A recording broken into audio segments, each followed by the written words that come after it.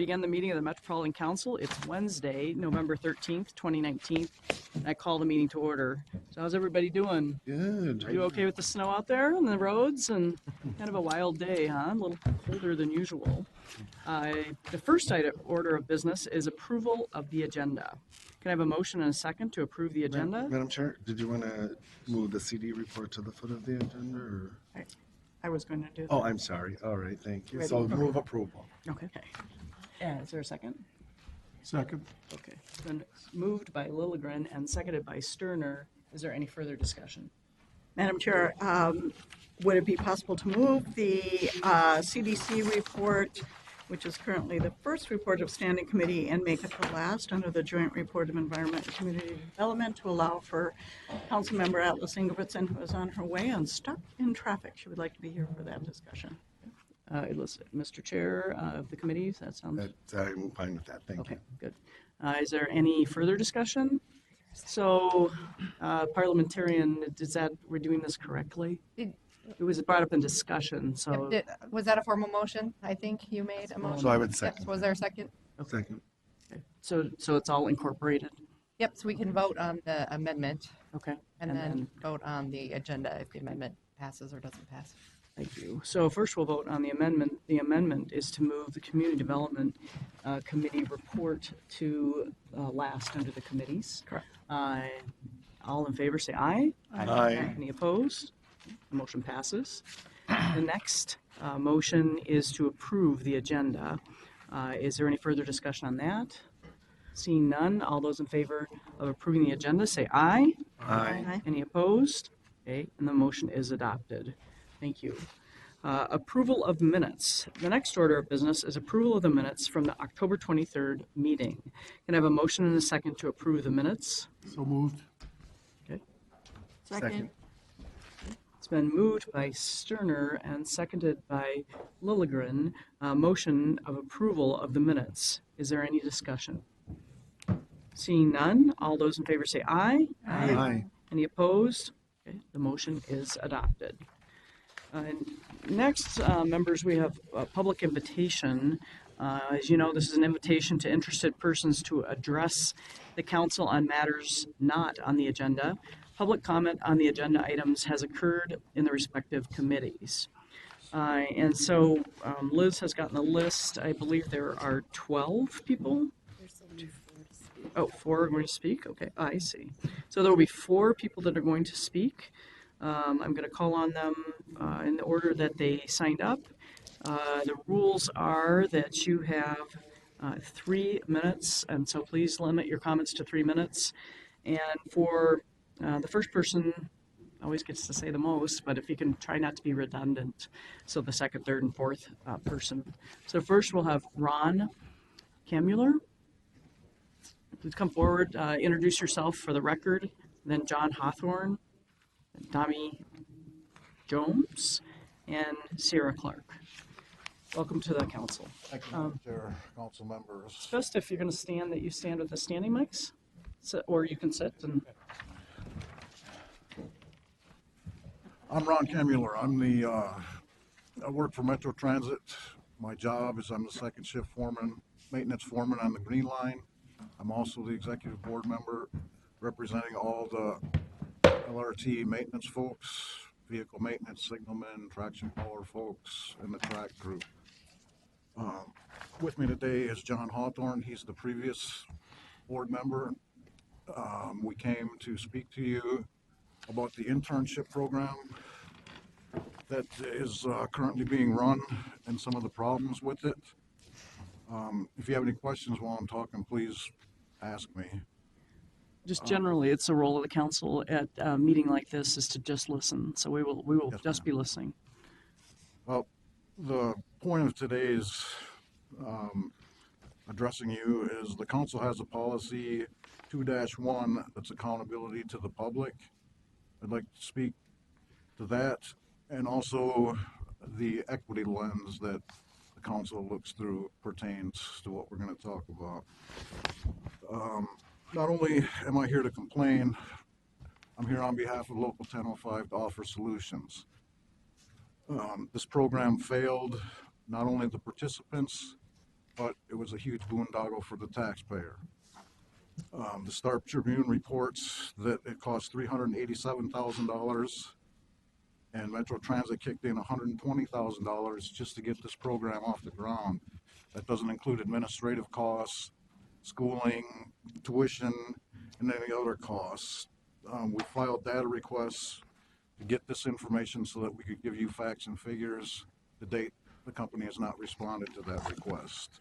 What I think a reasonable estimate is about $2 million that was invested in this. The program started with 400 applicants. They were whittled down to 20 when they came to the shop.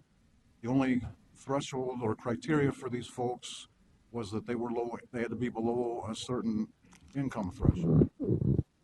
I want to be clear, the union fully supports giving a helping hand to anybody. We don't care how much you make, where you come from, what color you are, anything. We include everybody, but we do ask that people demonstrate a little aptitude before we put them in an industrial environment where the consequences are death, and they're frequent. We had several near misses in this program. We escaped without injury or death, which I don't know how we did it, but we did it. These kids, after a summer, they spent the first part of their program being trained by Metro Transit Management, and they would come out in the shop and the ATU members would mentor these young people. When this started, we were already down to 15 from the original 20.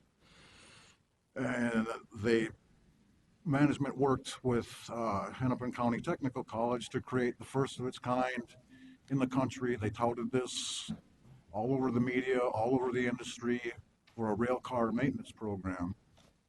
Well, I called Hennepin Tech and inquired about enrolling in this program. This program no longer exists. So this was not a success, but yet management was out bragging, collecting awards. As it stands today, we're left with 5 people, 5 of the 20 that we spent all this money on. Only 1 out of 5 the first time they have to pass the same entrance test that all of the maintenance folks have to pass. 1 out of 5 passed. So then management wanted to have meetings about this. You know, that's your 3 minutes. I know. So can you wrap up very shortly? Yes, ma'am. At the end of the day, this was a real disservice to not only these young people, but to the taxpayers. I think there needs to be accountability. When you look at, I've asked for the aggregate data of this test. How are we, the Council Policy 4-1AA states that it's got to be fair and equitable to everybody of every race, creed, and on its face, 3 of these young folks that couldn't pass are Asian. So on its face, that raises a question, and we're trying to get that data. The company is stonewalling. All we want to do is conduct our business intelligently and be sure we get people in here. And in the end, I would tell you that the big solution here is an apprenticeship program. Unions demonstrated we have the ability to train people. That's the right answer. Okay. The root cause is we don't have enough people. Thank Thank you. you. Thank you. John Hawthorne, or Oh, yeah, no, if I can just add on to it a little bit. These young men and women, I think it's all men left, have done everything Metro Transit has asked them to do. They've worked full-time and gone to school full-time for the last 2 years. They've been working with mechanics on light rail vehicles the entire time. And after the first year, they're expected to start working alone. And all of them have. And for them to not be given the tools to pass the entrance exam, the entrance exam that Metro Transit uses is for seasoned mechanics. It's not a basic mechanic test. It's not a basic aptitude test. There's a lot of mechanics who have struggled, and we've turned away a lot of good mechanics who can't pass this test. They refuse to give us the tools to help these guys pass the test. And that's kind of what we're asking for from management, was We need tools to help to train these guys. There's Ron and myself and several other mechanics that have been working with these individuals. We do have one that passed the test and he's working. We have a second one who passed the supposedly more difficult signals test and is now with the signals department and working. That leaves three left. One of those has passed the signals test, but there's currently no openings. So that's kind of where we're at. And Ron makes a valid point that this program didn't work. We told him it was going to be difficult from the start, and management pushed it through. I don't know where the push came from, but it works. It works at bus, but bus is different than rail in that aspect. So it just didn't have the support when it came over. An apprenticeship program would work, and I believe that there's enough management interest that we could get an apprenticeship working if we can get these guys in. So the big deal is the last three guys. So, Thank you. Thank you, Madam Chair. Thank Council. you. And next we'll have, is it James? Jones. Okay, thank you. And Sierra Clark? Okay, yep. If you want to come up together, it's helpful. We're doing this separately. Before I address it, I'd like to say that Ryan Timberland, the ATU 1005 president, he has signed up to speak, I believe, after me. Okay, He may have not checked the box. Could you okay. Thank you. have him add again? So welcome to the council. You have 3 minutes. Yep, thank you very much. My name is Donnie Jones. I'm a executive board member and union steward. I'm also the president of the Black Caucus. I came down here and spoke maybe 2 years ago about the racial despair that's going on with the drivers, and to bring you up to speed, maybe 5 to 7 years ago, Metro Transit was sued for racial discrimination. And at this particular time right now, it's 2019, African American and minorities, we're still the last hired, first fired. And I'm going to touch on some of those bases today, which are going to make people uncomfortable, but it's the truth. Just recently, I know our union met with the new police president, so some of this, the police captain, some of this stuff happened before his reign, but what's going on with our police department is disgusting. We have a young lady here who was on video, a driver sexually assaulted by another driver, in which the police took the video and decided once she told the man to stop, that it wasn't considered an assault. So they did nothing to press charges against this person. If this was anybody else's child, or if they weren't of color, I would hate to see what happened. They had the EEO call her and try to convince her that she wasn't assaulted. The person is still working. There's nothing ever happened to the person. So where our illustrious police department is doing, I have no idea. Every time something happens to a minority, we are punished. I have another gentleman here who basically picked up a drunk man in a wheelchair to help them get on the bus to get to their stop. They called the police on the driver, told the police that our driver assaulted him. Of course, again, instead of our police arresting anyone, they decided that they would send this video to upper management. Upper management looked at the video and said, no, they actually told upper management, you need to look and see what the driver did. So now they in turn are trying to punish the driver, which is ludicrous. And 2 years ago when I spoke, I said we're not going to continue doing this. Now I have to give thanks to Mr. Lamb, who's no longer here, and Mr. Funk. They decided once a month we were having meetings, and we were getting somewhere. And once those meetings stopped, everything stopped. Now we're back to the 1960s. Not along with that, I would like to add, on probationary employees, at my garage alone, we are 31 drivers down. Management says we can't find drivers, we can't hire drivers. Well, guess what? We fired 10 African Americans versus 1 Caucasian on probationary employee. We had a probationary employee who got fired for almost having an accident. And you heard me say, almost having an accident. The hardest part of a driver's career is the first week that you are set out on your own. It's too hard. And basically, he rolled. He was at a stop sign. He rolled. Train came, blew the horn. He didn't hit anything, but they fired him. We had a young lady who went from part-time to full-time. Everybody goes who does part-time work. You go home, you do an AM piece of work. You go home, you take a nap, you set your phone for your alarm to go off. Her alarm went off while she was in the classroom, and they fired her. Okay. Know my 3 minutes? I know that's my 3 minutes up. Can you start to wrap up or just wrap up, please? I'm just going to wrap it up with there's a lot of cases going on. We're going to fill this room up till this room gets totally dark. I didn't have 3 minutes. Is not enough time. And I want to thank you for all your time. And hopefully in the near future, someone will work with us, but we're not going away this time. Thank you. Thank you. Ryan Timlin?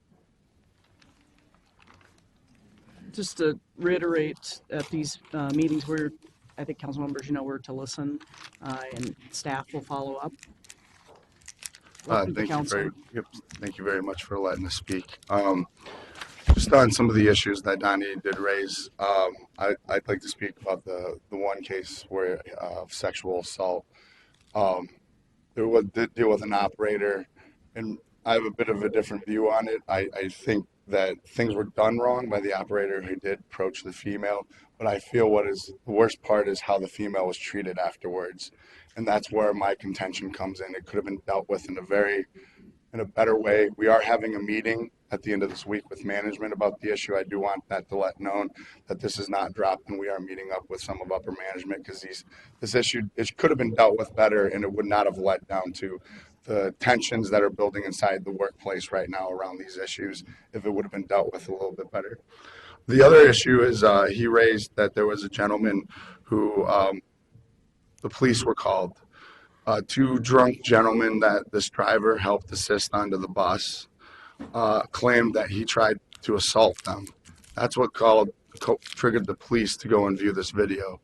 Things were not dealt with in the best way, but to not take any consideration for what our operators are going through on a daily basis right now with construction, the delays, and the fact that this gentleman was on a detour and these guys were mad that they couldn't get off at where the bus would normally stop at when it was on a detour, which triggered this incident. A lot of that could have been taken in consideration, and we feel the discipline should have been dealt with in a different way. And we've seen a number of incidents where people have done worse than this gentleman did and did not get what this gentleman received. The last thing I do want to address is what John Hawthorne and Ron Kamula were addressing. We worked hard to try to get something in the company to at least address an apprenticeship program, and this came through. But what hurt it from the beginning was light rail is a very small department, is not the size of bus operations. They put too many people into it. It was too much pressure, and a lot of people got left out. In my opinion, this could have been better, and I do agree an apprenticeship, a real apprenticeship program is the way to go. ATU is reaching out to management to address that, but I feel these guys did not fail the program failed them, and that's why we're here, because it just feels like they were abandoned at the last minute when it counted most, and our members stepped up to help these kids get through. When they were told they were going to be brought through and not really helped out when it mattered most. And that's where a lot of our frustration is coming from right now. And we want these issues addressed. Just to go back to the issue with the operator, I see Mr. Kustra is here today. I'd like to extend an invitation out to Mr. Kustra that we set up meetings like Brian Lamb and Brian Funk and us had in the past. We were moving forward. It feels like we're taking a step back at this time right now. Thank you. And we have one more, Sierra. Staff, we're following protocol, correct? Okay, just double checking. We just ask for people's names. So if you could introduce yourself with your name so we know who you are, and welcome to the council. Hi, I'm Sierra Clark. I'm the driver that Ryan and Donnie were talking about, who was assaulted while driving the bus. I was sexually harassed while driving the bus. And I think one of the things that upset me the most is that it was by another employer who was in uniform. Customers were on the bus. I had a shield, something that was made there to protect me, and I got assaulted while trying to do my job. This happened way back in August, and I'm still left just as clueless as I'm sure nothing happened, but no one's reached out to me. No one cared. I feel like everyone felt like this would disappear and I would just give up. Eventually, I stopped feeling like the victim and felt like I did something wrong. And as a woman, we're encouraged to talk about things like this. And I feel bad that I spoke up and I was turned against from the police department, who did not communicate with me at all with the case after it happened. Everything went through my manager and he answered, never got one phone call back, anything. Some of the upper management, they didn't even see the tape and they would call me with things like, oh, well, we heard from others that this was a hug or this was this. And so it started leading to frustration for a job that I really love. It started challenging my job. I just want us all to be equals. I want us all to be heard. And I want everyone to take into consideration how I feel. I feel violated not only from a coworker, but also from the people on the bus as well. And so I just want to thank the union. They're my main supporters, and that's all I wanted to say. Thank you for being here today. Great. Okay, so that's the end of the list. I just want to ask the parliamentarians, so what happens with the feedback, and the union and staff will be meeting with the union, or what are the next steps? Correct, Madam Chair. Staff will follow up on those items that require follow-up. Thank you. So we're going to move on with the meeting. I just want to say thank you for being here. Don't feel like you need to stay. Obviously, we were listening, and we now are going to move on with the next part of the agenda. Chair, Councilmember Atlas Ingebrigtsen. I would just, this is the first time we've had something like this come before us.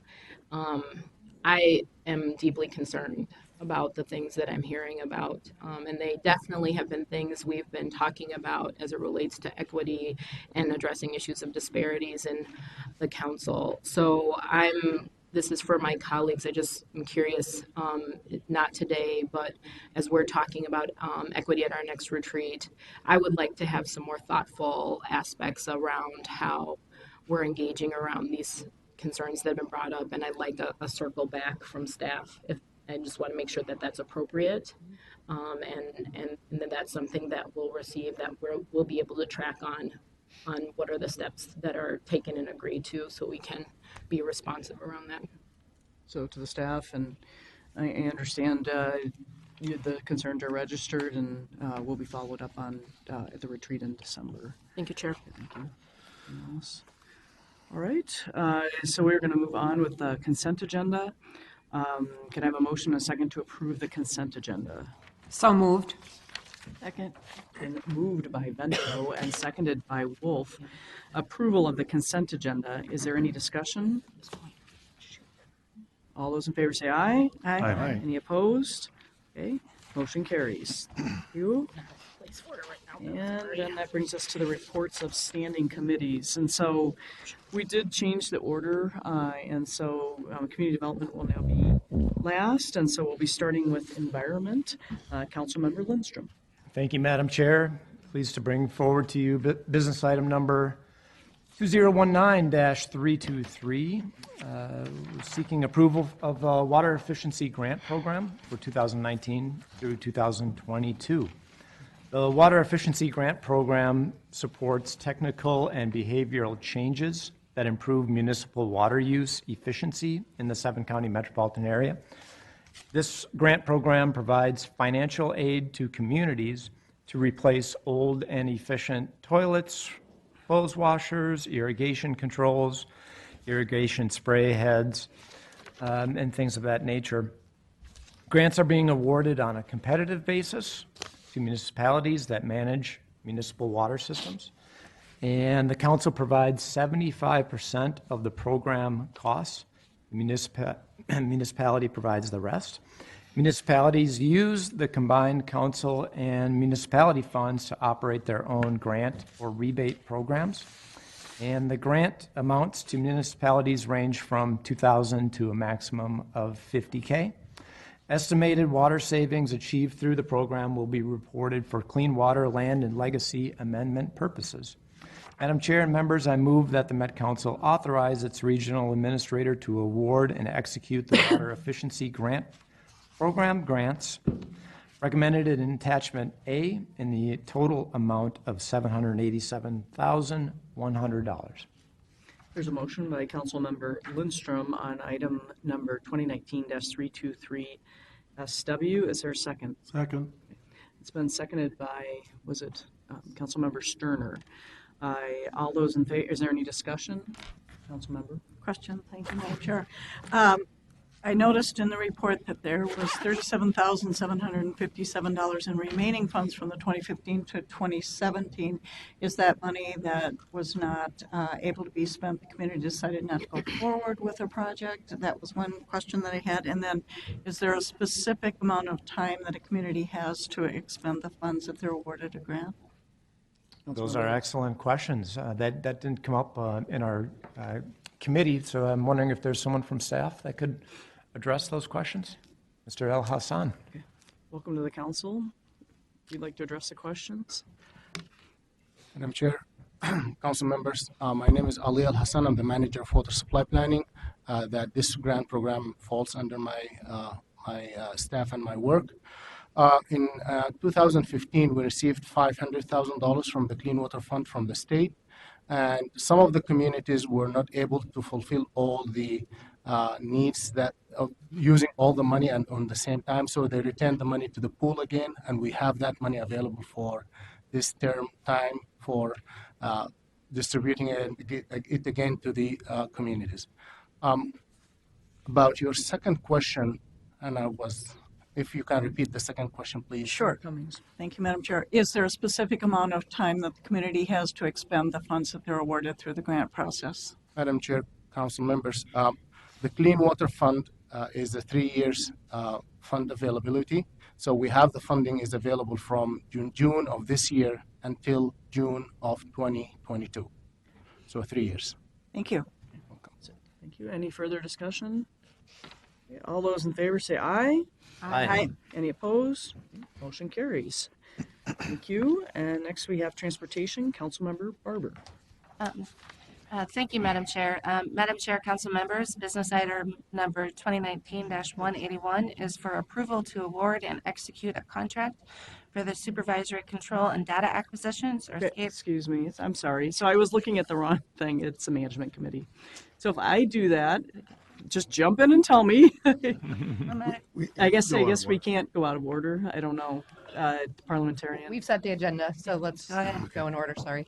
You got to hear me talk more, that's all. My apologies. Next to the report on the Management Committee, Councilmember Ferguson. The Management Committee business item is 2019-286, loan agreement with Minnesota Public Facilities Authority and issuance of a general obligation sewer note. Annually, the council applies for a loan from Minnesota Public Facilities Authority Clean Water Revolving Loan Fund to fund a portion of the Environmental Services Capital Program over the next year.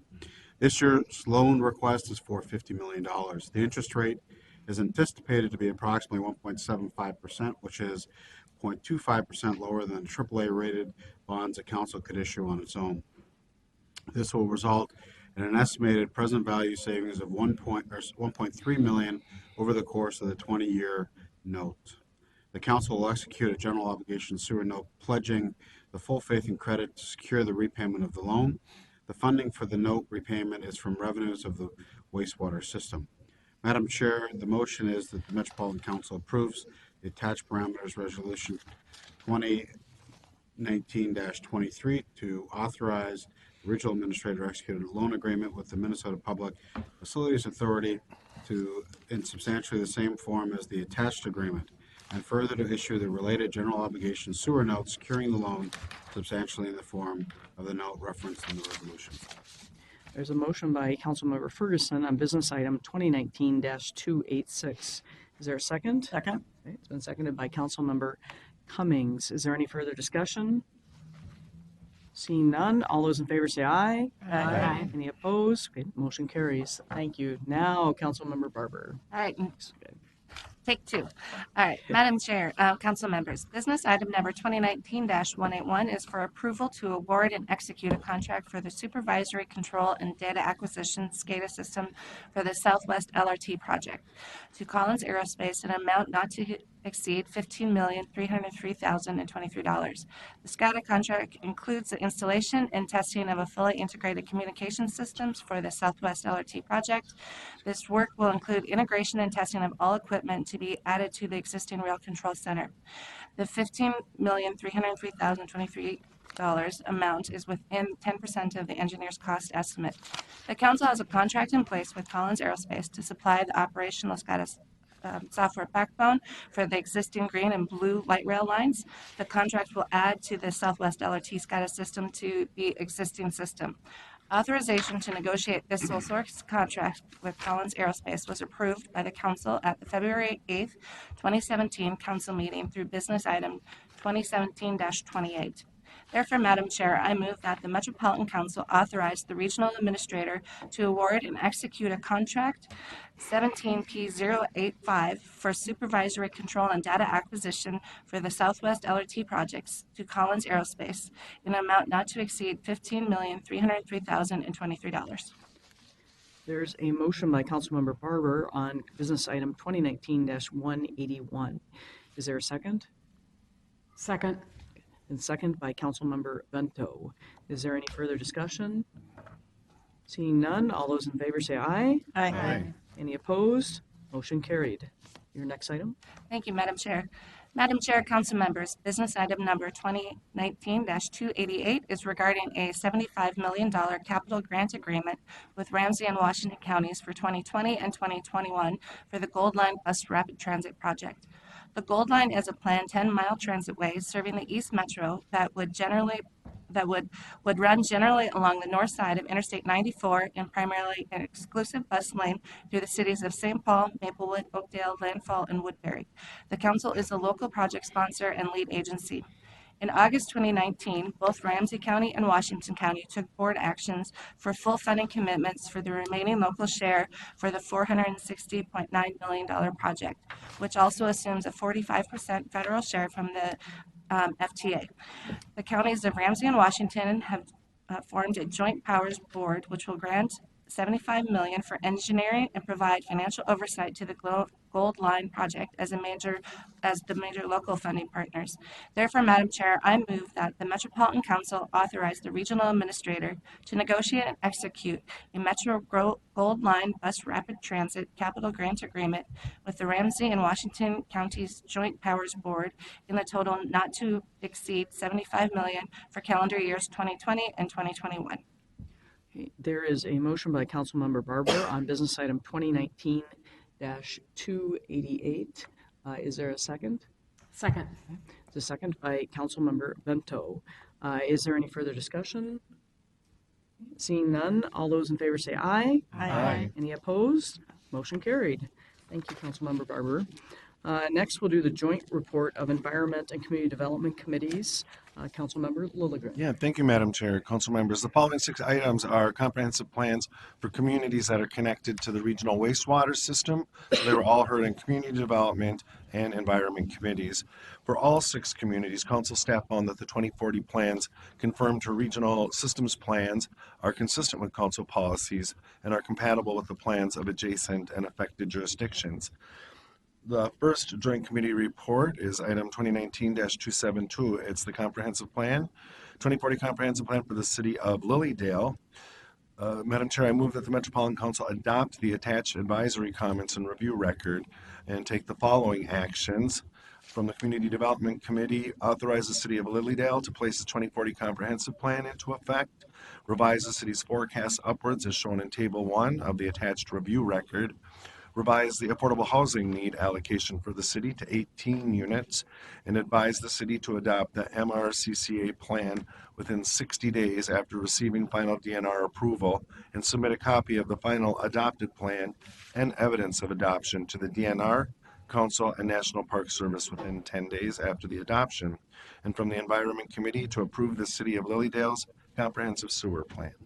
Thank you. There's a motion by Councilmember Lilligren on business item 2019-272 JT. Is there a second? Second? Seconded by Councilmember Cummings. Is there any further discussion? Seeing none, all those in favor say aye. Aye. Aye. Any opposed? Okay, motion carries. Your next item. Thank you, Madam Chair. The next business item is 2019-293. It's the 2040 Comprehensive Plan for the City of Coon Rapids. Madam Chair, I move that the Metropolitan Council adopt the attached advisory comments and review record and take the following actions. Recommendations from the Community Development Committee to authorize the City of Coon Rapids to place its 2040 Comprehensive Plan into effect. Also, to advise the city to implement the advisory comments in the review record for land use and surface water treatment. Also, advise the city to adopt the Mississippi River Critical Corridor Area Plan within 60 days after receiving final DNR approval, and submit a copy of the final adopted plan and evidence of adoption to the DNR, Council, and National Park Services within 10 days after the adoption. And the recommendation from the Environment Committee to approve the City of Coon Rapids Comprehensive Sewer Plan. There's a motion by Councilmember Lilligren on business item 2019-293 JT. Is there a second? Okay, second by Councilmember Zarin. Is there any further discussion? Seeing none, all those in favor say aye. Aye. Any opposed? Motion passes. Thanks. Your next item. Thank you, Madam Chair. The next item is 2019-294. It's a 2040 Comprehensive Plan for the City of Falcon Heights. Madam Chair, I move that the Metropolitan Council adopt the attached advisory comments and review record and take the following actions. From the Community Development Committee, authorize the City of Falcon Heights to place its 2040 Comprehensive Plan into effect. Also, to revise the city's forecast upwards as shown in Table 1 of the attached review record. Revise the city's affordable housing need allocation to 11, and advise the city to implement the advisory comments in the review record for wastewater, surface water management, and water supply. From the Environment Committee to approve the City of Falcon Heights Comprehensive Sewer Plan. There's a motion by Councilmember Lilligren on business item 2019-294 JT. Is there a second? I'll second that one. Okay. Seconded by Councilmember Lindstrom. Is there any further discussion on that one? Seeing none, all those in favor say aye. Aye. Aye. Any opposed? Okay, motion is carried. Okay, your fourth item. Thank you, Madam Chair. The next item is business item 2019-295 to authorize the 2040 Comprehensive Plan for the City of Corcoran. Madam Chair, I move that the Metropolitan Council adopt the attached advisory comments and review record and take the following actions. Recommendations from the Community Development Committee to authorize the City of Corcoran to place its 2040 Comprehensive Plan into effect. Also, revise the city's sewer service forecast upward as shown in Table 2 of the review record. To revise the city's 2021 to 2030 affordable housing need allocation to 377 units. And also advise the city to implement the advisory comments in the review record for forecasts, land use, and water supply. From the Environment Committee, approve the City of Corcoran's Comprehensive Sewer Plan component of the city's 2040 Comprehensive Plan. Also advise the city that the means and timing of regional wastewater service to Southwest Corcoran will be determined as part of a study that will begin in 2020 and be completed in time to be reflected in the city's 2025 system statement. There is a motion by Councilmember Lilligren on business item 2019-295 JT. Is there a second? Second. I don't know who has Corcoran. Judy does. Judy. Judy Jones. Oh, so I think I heard Councilmember Chambliss second. Is there any further discussion? Seeing none, all those in favor say aye. Aye. Any opposed? Motion carries. Your fifth item. Madam Chair, Yes. just wanted to let you know I'll be abstaining from this vote. Okay. Thank you, Councilmember Fredson. Anything else? Okay, thank you. Councilmember Lilligren. Thank you, Madam Chair. The next is business item 2019-296. It's the City of Arden Hills 2040 Comprehensive Plan. Madam Chair, I move that the Metropolitan Council adopt the attached advisory comments and review record and take the following actions. From the Community Development Committee, authorize the City of Arden Hills to place its 2040 comprehensive plan into effect and advise the city to implement the advisory comments in the review record for transportation, forecasts, housing, and water supply. And from the Environment Committee, to approve the City of Arden Hills comprehensive sewer plan. There is a motion on from Councilmember Lilligren on item 2019-296 JT. All those in favor say. We're going to call for discussion. I was trying to figure out actually how I'm going to do the abstention here, so I may ask for some advice on that. But is there any further discussion? You need a Second. I'll second that. Is there a second? Thank you. So seconded by Councilmember Lindstrom. Is there any discussion? Councilmember Atlas Ingebrigtsen. I just, in the conversation we had at CDC, there was a lot of conversation around this. And I think one of the things that I feel like there has been consistent and persistent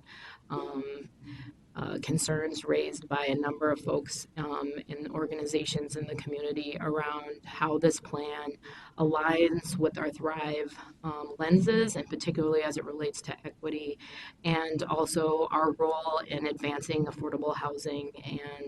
And I also believe that our communities, in order to be sustainable, need to be diverse and economically diverse as well. And so that's just want to bring that into the conversation and to help raise awareness. It's been a persistent issue and has not gone away, has gotten louder and broader almost from the beginning of being appointed to the council. So I have concerns. Thank you. Around the lack of congruency with the intent of our Thrive. All right. Thank you. Is there any other discussion? Any further discussion? Councilmember Chambliss. I also agree and want to encourage, even though the city has met the Met Council requirements for their comprehensive plan, to continue to engage with the stakeholders and the people who are most impacted with the need for affordable housing. Thank you. So I'm going to ask the regional administrator, so does the staff, is that direction when Councilmember Chambliss brings that up, that'll be noted for the staff? Madam Chair, typically we send a follow-up letter once the council has adopted its plan. And so I defer to Lisa, whose staff write those comments as to how they handle that. Welcome to the council, Ms. Barajas. Thank you. Madam Chair, council members, I'm Lisa Barajas, Community Development Director. Typically, our letters that we share with local governments, our post-council action, really just share the actions that you take. So whatever motion that you have, action, then we share the staff report. If there's additional commentary to that you'd like us to append, we might also then share minutes with them or something to that effect, or if you wanted to add something else. It's not common, so but our common practice is to use the actions that you have communicated through in the staff report, whatever motion you're making, that's what we share with them. Okay. Thank you. And to the parliamentarian, when there's an abstention, I just call for the vote and then note there's one abstention. Yeah, you can just call for the vote, and if there is an issue with whether we have sufficient numbers for it to pass, then we'll take that into account. Okay. Okay, thank you. Councilmember Lindstrom and then Wolf. Sure. Just on that very last point, and I don't know if this needs to be included in the letter or not, but Arden Hills is a member of the Livable Communities pool of communities, and so we can dangle that carrot that there are funds available for Arden Hills to advance their affordable housing, their and our affordable housing goals. And we can remind them of the other carrots that the Met Council has for communities to advance this issue for our region. Okay, thank you. Councilmember Wolf. Thank you, Madam Chair. I would just be concerned about sending a letter that goes beyond our legal authority on this agenda item. I mean, we can say no to comprehensive plans if they are a substantial departure from a regional systems plan. But housing isn't a system that the legislature has given us the authority to do that on. And there's a lot of disagreement within the region about whether we should, whether legally we don't have the right to tell somebody what to do with regards to housing. We do have programs, as Councilmember Lindstrom said, but we don't have the legal authority to tell people what to do when it comes to housing. We only have the authority to send a plan back if it is a substantial departure from our regional systems plans. And it wouldn't give us any additional legal authority to include extra information in the letter, but it would probably generate a lot of discussion about taking away any authority that we have to do on anything with regarding to housing if we're pushing our authority beyond what the legislature has authorized us to do. Councilmember Lindstrom. Well, it's I agree, part of our role is to communicate with local elected officials and staff from the various communities, and I will be happy to communicate that verbally with the mayor and the city council members and staff to verbally encourage them to understand what sort of carrots this council has. I think that makes sense. Is there any further discussion? Okay. Seeing none, all those in favor say aye. Aye. Any opposed? Okay. Yeah. So one opposed. Two, I think. Number two. Okay. Two opposed. Okay. Motion passes. Thank you. Next, your last item. Thank you, Madam Chair. Business item 2019-297 is the City of Hampton 2040 Comprehensive Plan. Madam Chair, I move that the Metropolitan Council adopt the attached advisory comments and review record and take the following actions from Community Development Committee. Authorize the City of Hampton to place its 2040 Comprehensive Plan into effect. Also revise the city's forecasts upwards as shown in Table 1 of the attached review record, and advise the city to implement the advisory comments in the review record for surface water management. From the Environment Committee to approve the City of Hampton's comprehensive sewer plan. There's a motion from Councilmember Lilligren for business item 2019-297 JT. Is there a second? Second. It's been seconded by Councilmember Wolf. Is there any further discussion? Seeing none, all those in favor say aye. Aye. Any opposed? Okay, motion carries. Okay, thank you. And so that brings us back now to the motion at the beginning, which will now do the Community Development Committee. Councilmember Lilligren. Thank you, Madam Chair. The first item the Community Development Committee brings forward is 2019-298. It's the Livable Communities Demonstration Account Transit-Oriented Development Funding Recommendations. Recommendation to award almost $1.5 million in Livable Communities Demonstration Account Transit-Oriented Development grant funds to support 2 development projects in one city. A recommendation for a third award to a project in St. Paul is being tabled in the committee action as the city works to resolve neighborhood concerns raised about the summary. Upon completion, the 2 projects that are being funded are expected to result in over 162 new housing units, all of which are affordable, an annual tax base increase of over $144,000, and over $30.5 million in leveraged private investment. Madam Chair, I move the committee action. I move that Metropolitan Council award 2 Livable Communities Demonstration Accounts, transit-oriented development grants totaling $1,431,800. Also, to table the action on St. Paul Lexington project until the city can demonstrate neighborhood concerns have been resolved, but no later than November 23rd, 2019, and to authorize its Community Development Division Director to execute the grant agreements on behalf of the council. Okay, there's a motion by Councilmember Lilligren on business item 2019-298. Is there a second? Second. There's a second by Councilmember Cummings. There's gonna be a long day. Is there any further discussion? Councilmember Vento. I have a motion to amend. I move to eliminate the wording on item number 2 as it's currently written and to substitute the following language.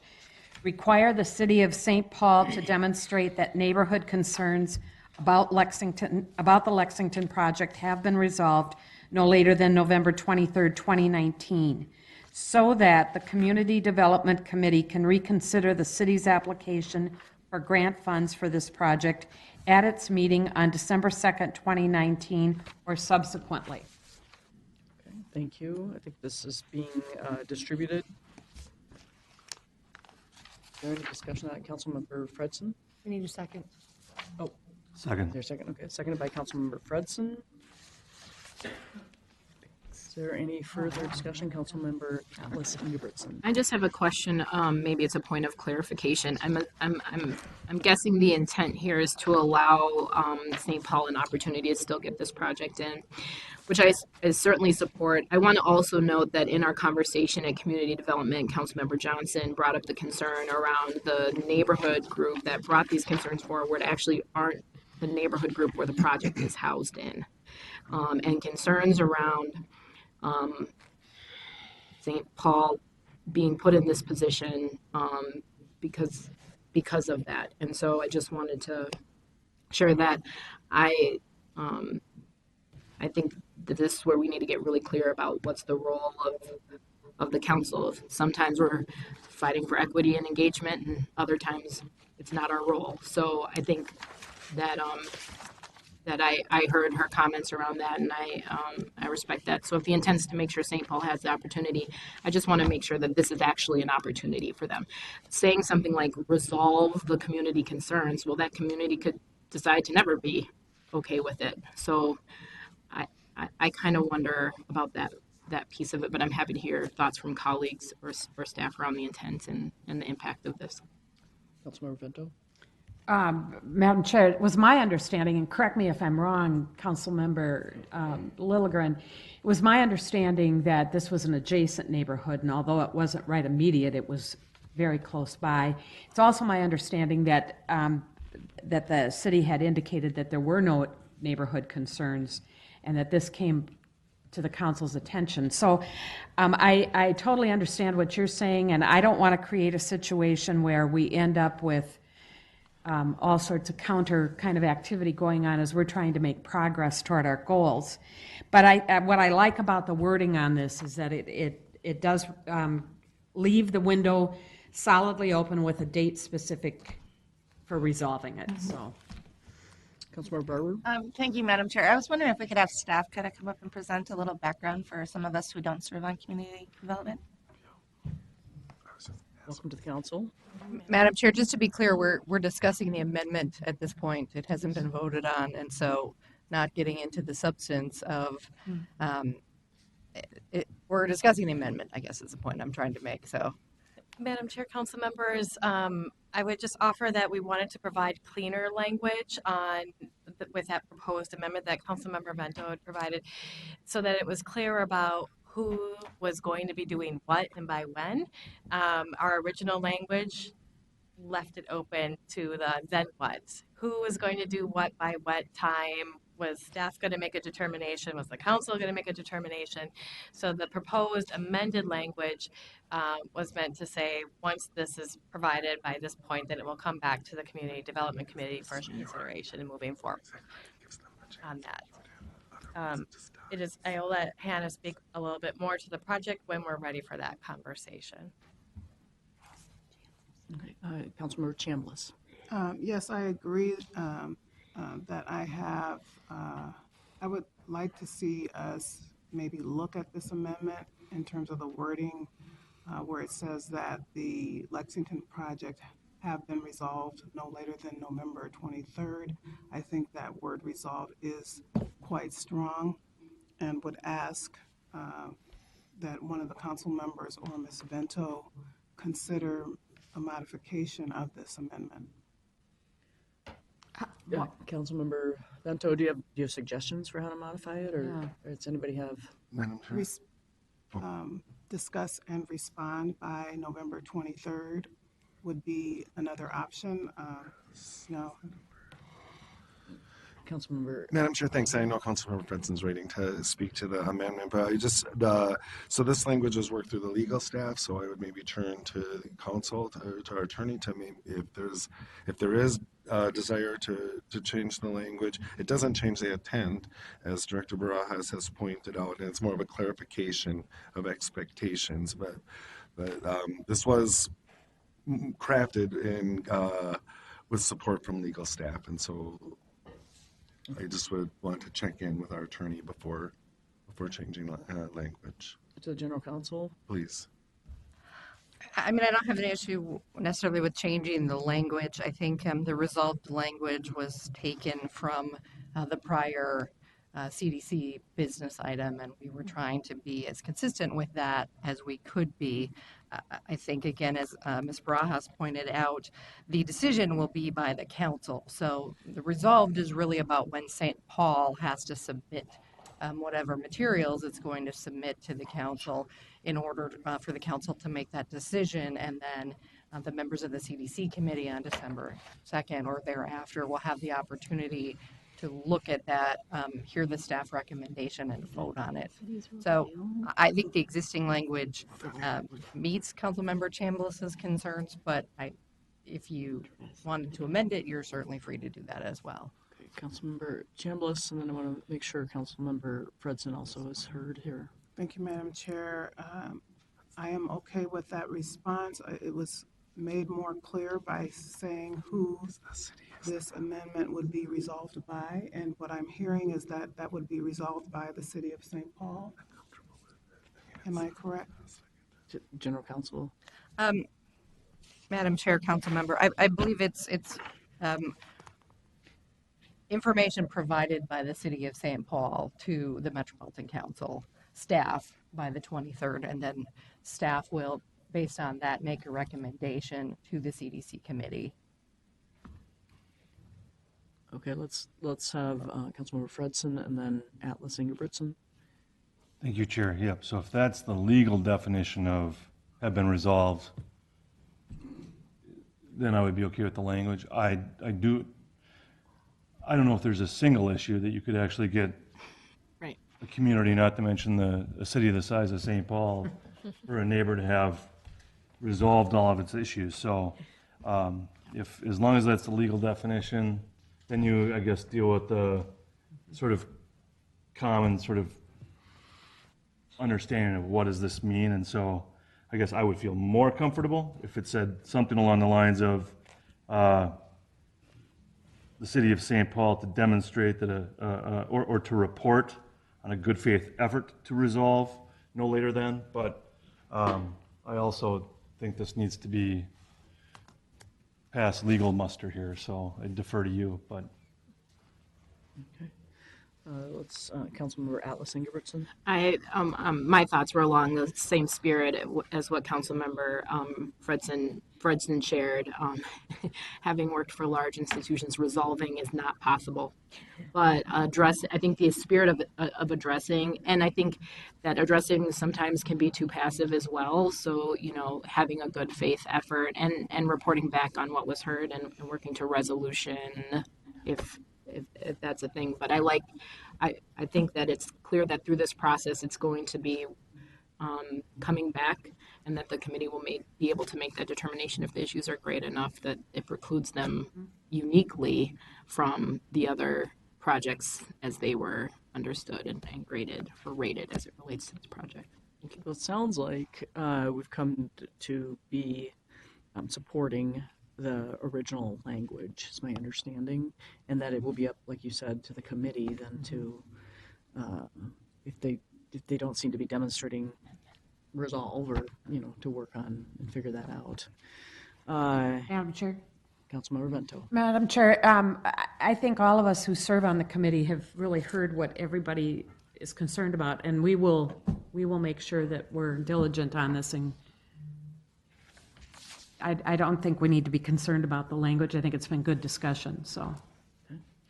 Okay, so we will take a vote on the language or the amendment, which is on the handout. All those in favor of the amendment say aye. Aye. Aye. Any opposed? Okay, so the motion carries and the amendment is added, and that brings us down to, back to the original motion on 2019-298. Councilmember Barber?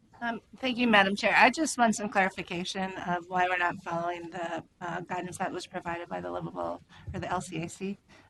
They're independent and look at these applications and score them. So I just would like some context. Staff?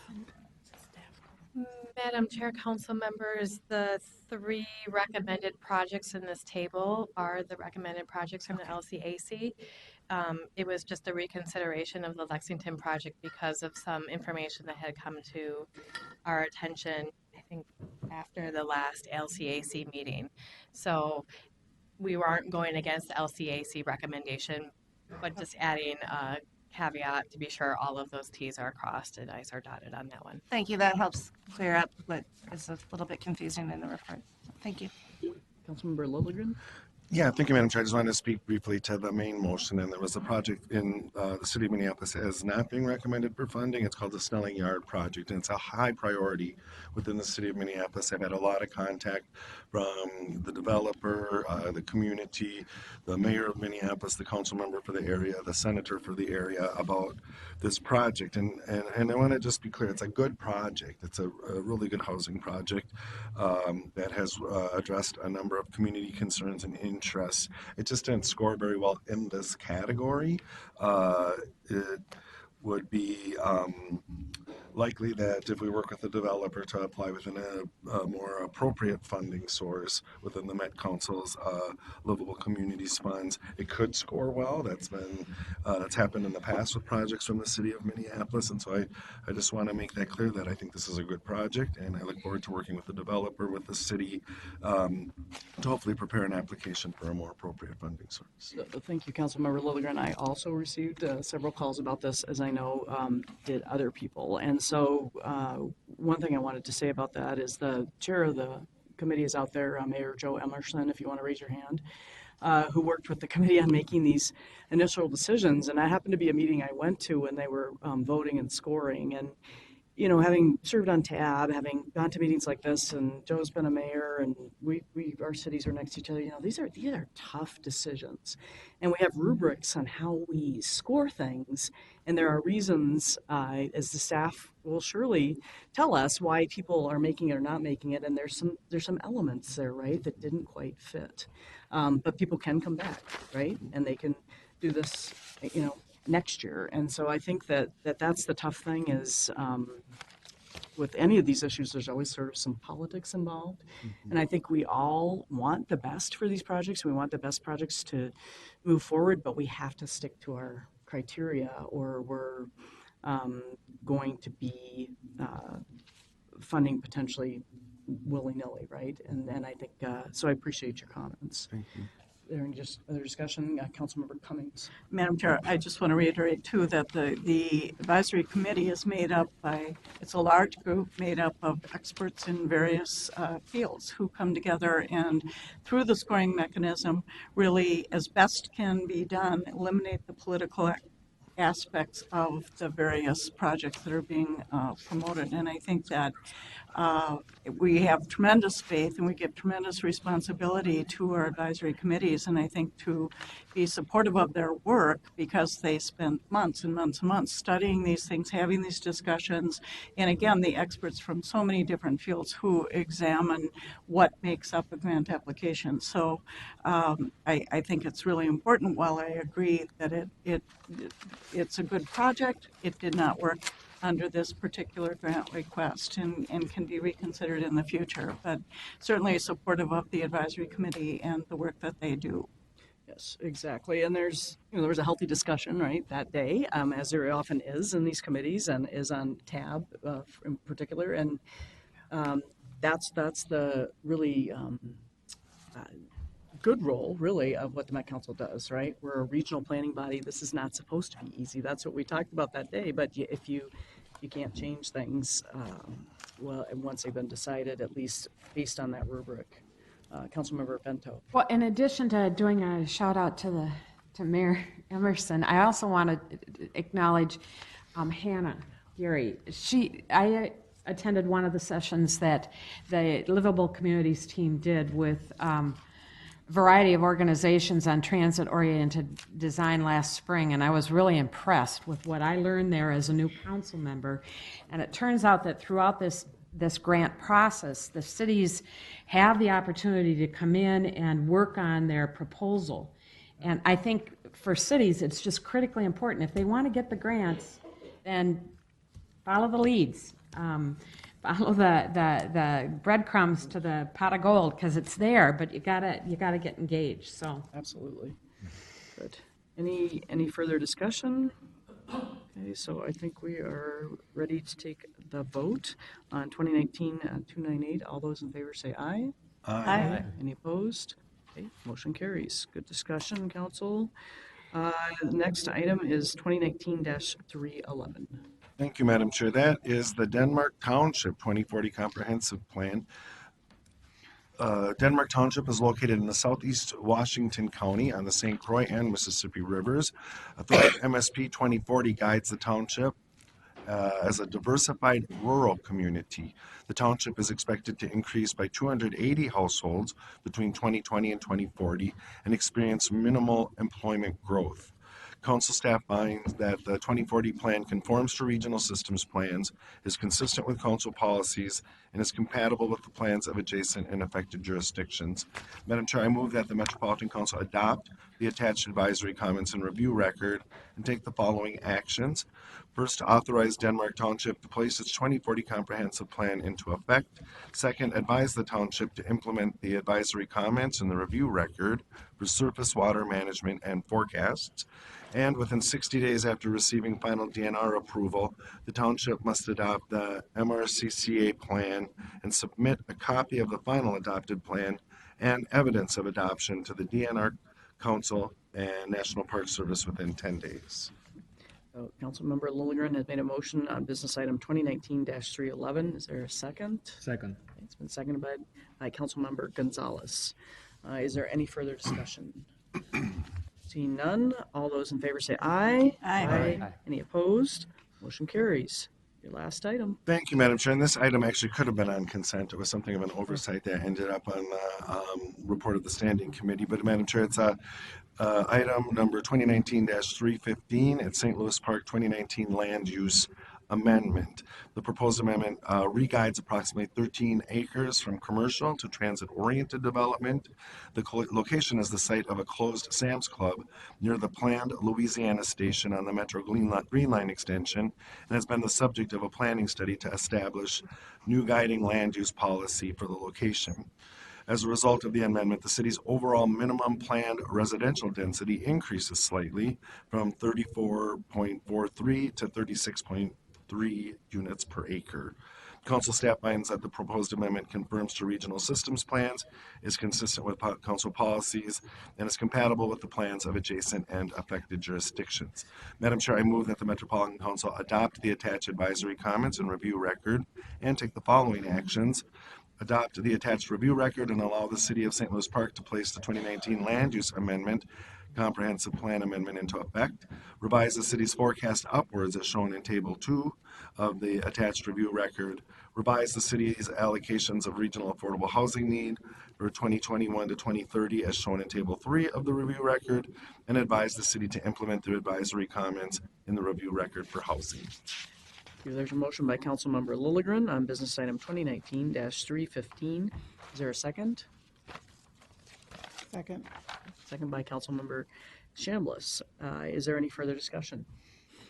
Seeing none, all those in favor say aye. Aye. Any opposed? Okay, motion carries. Okay, thank you. So that's the end of our standing committees reports, and that brings us to other business.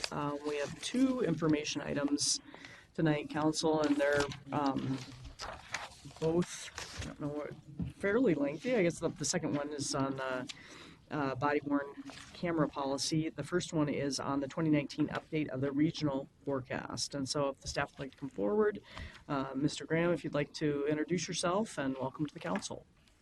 Thank you, Madam Chair. I'm Todd Graham. I'm the principal forecaster in Met Council's research team. Our team forecasts employment, population, and households with a 30-year horizon for the region and also for all the cities and towns in the region. We are bringing you today a biennial update of the region level forecast and also a discussion of the trends that this work suggests. Since it's already dark outside, I'm going to try to proceed through this at a rapid pace. I will. It's darker a lot earlier now, you know. So Yeah, I will focus on the aspects of this that are new or that might be surprising. As some of you like to hear what's surprising. And I'll ask that you allow me to skip the material that you've probably heard before. Jumping right in then, I will start with the usual front matter of why and how we forecast. Met Council is a planning agency, and any good plan is built on expectations about the future and about the conditions related to our planning and other activities. So our research team is called on to answer where and when is growth expected, how much growth is expected. And this work matters in the Twin Cities because both the Met Council and local governments are involved in systems, infrastructure provision, and services delivery, and we have a concurrency expectation. What I mean by that is regional and local agencies are planning for the same future, and this really is the path to planning success. So in this presentation, I'm going to cover how much growth and when the growth is expected. This presentation will not drill into where exactly the growth is expected because that's the local forecasts. The local forecasts are another whole topic. We are, with the report that we issued, that council staff issued today on our website, we are revising the regional forecast. As for the local forecasts, it's been our procedure since I've worked here to pretty much leave that to you, the council members. So, you know, just in the past hour, you've changed the forecast for 5 cities. Prolific meeting. Good work. But the regional forecast, why are we bringing you the update now? It is because we want to keep the information fresh. We adopted the practice during Susan Haig's term as chairwoman of doing biennial updates of the regional forecast just to keep current, just to keep aligned with national forecasts, specifically the national demographic projections of the Census Bureau and the state economists' 5-year forecast and the IHS Market 30-year economic forecast, which is IHS Market is a economics consultancy, but that's the forecast the state economist uses for the next 30 years. So how we forecast. We use predictive analysis and models, and specific to today's talk about the regional forecast, we use a demographic and economic model from Regional Economic Models Incorporated in Massachusetts. The model uses a large set of what you'd call equilibrium solutions for projecting forward macroeconomic accounts and outcomes. There's also a section of the model that represents the region's situation within the national economy, and it also includes an extended cohort component model, demographic model for projecting the future population, the composition of that population. That's a lot to listen to, I know. Okay. Yeah, that's the takeaway idea is that the model that we have attempts to represent the regional economy as a system with moving parts, balances, dependencies. The greatest strength of this approach, in my view, is that it's an integrated, simultaneous forecasting of what's going on with the regional economy, employment, the workforce, and the population. All of it forecasted together. And if you are asked, as council members, if you're asked by anyone how Met Council's forecasts are so much better than Woods and Poole or the University of Virginia or whoever's, you can tell them that that's the reason, is that we're forecasting employment and population together. Okay, jumping into forecast results. This is the updated regional forecast that we've put on our website today. It is not the 1 billion people over 30 years that Councilmember Wolf will remember from the Regional Development Framework. It is more modest than that. It is about 800,000 people over 30 years. And obviously, we're already a good bit of the way through that 30 years. So from 2019 to 2040, it's about 500,000 people. Let's look at these 3 time series one at a time. Historically, this is the employment forecast. Historically, MSP has had great employment, a great economy since the Minnesota Miracle. We added jobs by leaps and bounds during the 1970s, 1980s, 1990s. You'll see on screen here there was one decade where we lost employment, and that was the decade ending 2010. That previous decade, our region was not a growth leader among our peers. And then on top of that, the whole nation suffered through a recession starting in 2008 and 9. So the regional economy, I guess you could say, coasted during that previous decade. And that did affect, you're going to see on the next 2 slides, it did affect population outcomes. Because, and maybe this is more true for our region than other metro areas, because employment growth and population growth really are very intimately connected in our region. Well, this is just looking at the decade-to-decade changes and where those changes came from, sorted into 2 categories. Either natural growth is more people being born than dying, and then the bottom series that you see is the net number of people migrating into the Twin Cities region from elsewhere. You know, in any given year, we have 95 to 105,000 people move from Twin Cities, but in those same years, we always have 90 to 100,000 people leaving the Twin Cities, so large numbers of people coming and going. But on net, adding it all up, there are some decades where we've gained more people, and there is one decade where we actually lost people. We lost people. This is, again, very much related to the economic and employment opportunities. That was the decade ending 2010 is the decade where we actually did not add jobs. That had a very remarkable effect on our population. I can say in this decade, the decade ending 2020, we probably will add about 300,000 people. That's a good, respectable amount of population growth.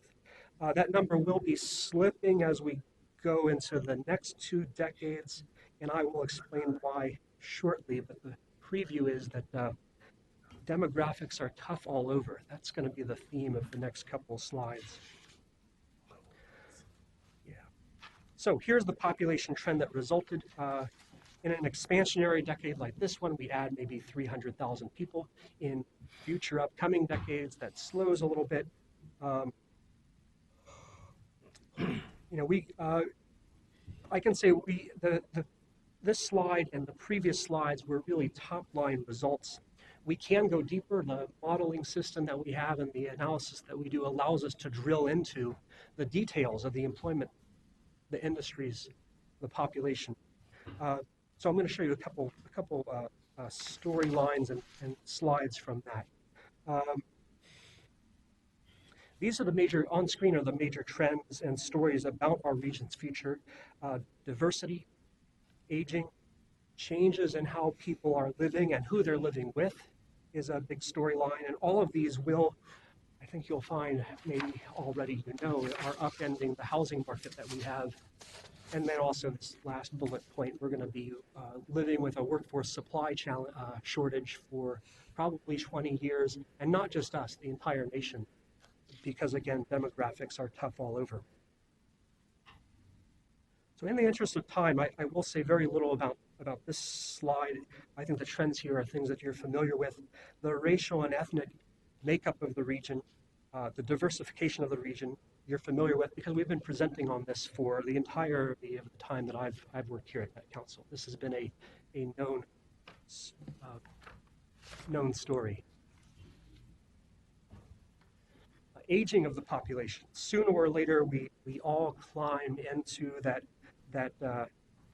upper band of numbers at the top of the chart. Maybe we take this for granted. We hope, expect that we'll all be 65 and over. Is that 2 minutes, or are you asking? Councilmember Atlas Ingerson. We don't cut people off here like that in that way. Just an interruption sign. Yeah. Thank you, Chair. One thing that I just really, in my time working in K-12 education, didn't realize how much didn't prior to that think about the population under 18. And the population under 18 is almost the reverse demographically as it relates to ethnicity than the population over 18. And I just think it would be something that it was really powerful to be confronted with that information and the types of situations and systems you need to have in place, the capacity you need to have inside organizations and institutions is different. Whether we're talking about language, intercultural competency and understanding and capacity, things like that. So I just think it would be really nice for us when we get the demographic information to see that information. It also helps us in the context of when we're dealing in plans that are out in the future. And I think those of us who spend most of our time in the adulting world, we don't have to confront that reality in the metro area, but I think it's one that's very important for us to have eyes for. So I would just love that to be included in future presentations and for us to be able to think through what does that really mean for us, especially as we have so many wonderful, youthful, young leaders who are stepping up with very grave concerns about the decisions that us adults are making every day. Thank you. There's some feedback for the future. Yeah, Madam Chair, I think our research team, or Joel Hudding or others on the research team we love to come and talk with you about the trends that we're seeing. So we can answer some questions today, and we can come back with another presentation on addressing targeted questions at another date. And I agree with your points. I was talking about the aging of the population, and that maybe we take for granted that we'll all end up in this upper band of seniors eventually. But that's historically new. It's historically new because of the medical and public health revolution and gains that we saw in the 20th century. So what we're seeing right now, these numbers really taking off. 307,000 seniors in 2010. That number doubles by 2030. This is happening because the baby boom generation, born in the 1940s, 50s, and early 60s, is really the largest generation up to that time and the first generation to really enjoy the longer life expectancies. Just a fun little trivia point. At the time that Social Security was created in the mid-1930s, the average life expectancy was, I think, 62. But you could get Social Security if you beat the life expectancy. Anyway, this is probably a story that you're familiar with, the aging of the population. I think maybe the next slide is one that you haven't seen. This is an accompanying time series. It tells a related story. Another thing that is happening.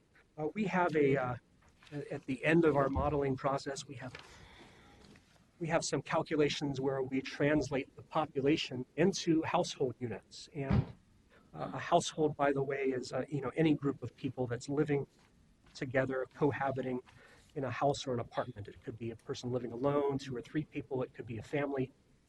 Any group of people living together in a housing unit is a household.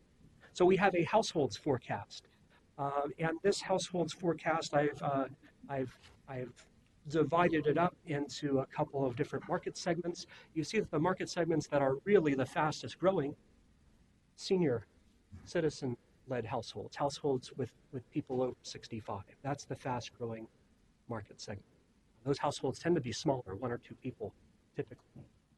Now, in the middle of this chart, you have the working age and family age households with 2 or 3 or 4 people. That market segment is not growing as quickly. In fact, from 2020 to 2040, those red bars only gain maybe 50,000 households. And I will say that is significant because historically, this has been the market segment that the single-family home building industry has targeted and considered to be their target market. Who's going to buy single-family homes? Well, it's working age and family age people with kids. Those numbers are not growing as they historically did. So this is going to be a real shakeup in the real estate market in coming years as people adjust to this. Okay, in the interest of time, I don't have to say much about this. This is another great data viz explaining how the Twin Cities employers will find the next 250,000 workers to fill the next 250,000 jobs. I'm going to skip this and just for conservation of time. These are the storylines and the trends that we see coming out of the forecast model. The last one quarter of this presentation today is going to be answering how and why did these forecasts change since the regional development frame, since the, Thrive MSP 2040 plan was adopted 5 years ago.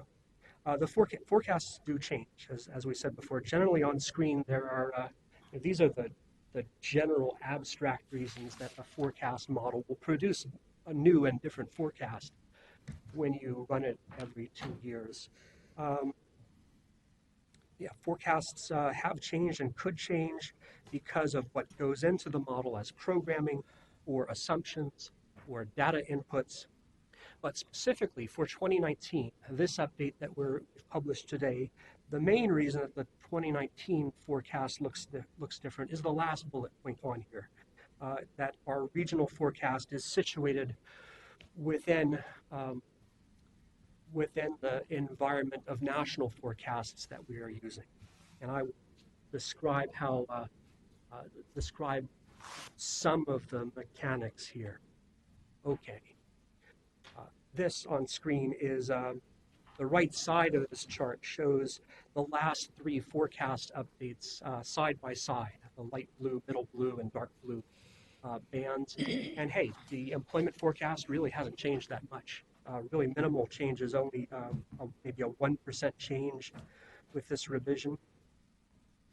Well, nothing to be concerned about. We'll move on. But the next 2 slides, you'll see that the next 2 or 3 slides, you'll see that there are some changes that are a little more notable. The population update is more noticeable. We are actually forecasting 8,000 more people in 2020. Our region has had more economic growth, more population growth than we expected a couple years ago.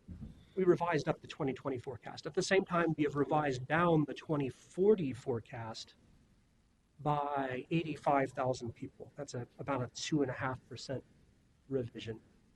And so what's happening with this chart? What's happening here is I started this presentation saying that our regional forecast is situated inside of national forecast. That's a good way to think of it. The national population forecast that just about every demographer and practitioner uses is Census Bureau's long-range population forecast. They updated their work in spring 2018, and it was drastic. They clawed back their national 2040 population expectation by 5 million people. And the entirety of that minus 5 million clawback was due to cumulative reduction in international immigration over the next 23 years. So 2040 population noticeably smaller in 2040, according to the Census Bureau, and the reason is reduced immigration assumptions. So what that means for us, well, if the nation is losing 5 million from its 2040 forecast, that translates into about 85,000 fewer people in the Twin Cities because we are part of the nation. But now here's the really big revision in this update. Saved the largest for last. We are revising downward the number of households by about 6%, a 90,000 households revision for 2040. Roughly half of this is due to the reduced population I discussed in the previous 2 slides. The other half of the revision is about changing household behavior and reduced household formation rates. If you're like me, you probably spent several years thinking this is temporary. Housing behavior will bounce back to normal as soon as people feel economically secure. That's a lot of what I heard from colleague demographers in other states and other regional MPOs. Yeah, things will bounce back. But I think at this point, now the decade's almost over, I think we have to bite the bullet and acknowledge that it doesn't necessarily bounce back. When we prepared the forecast for the Thrive 2040 plan, we expected that people would comprise households and consume housing as they had a decade ago. If that had happened, we would have seen average household sizes decline from 2.5 people per household to 2.46. Sounds like small numbers. This was mainly about baby boomers becoming empty nesters. But that may have happened for some households. It didn't happen for all households. What we've seen in this decade is some behavior changes, an overall rise in what you'd call doubling up behavior, living with extended families or friends, and millennials being slow to leave their parents' households and buy their own house or rent their own apartment.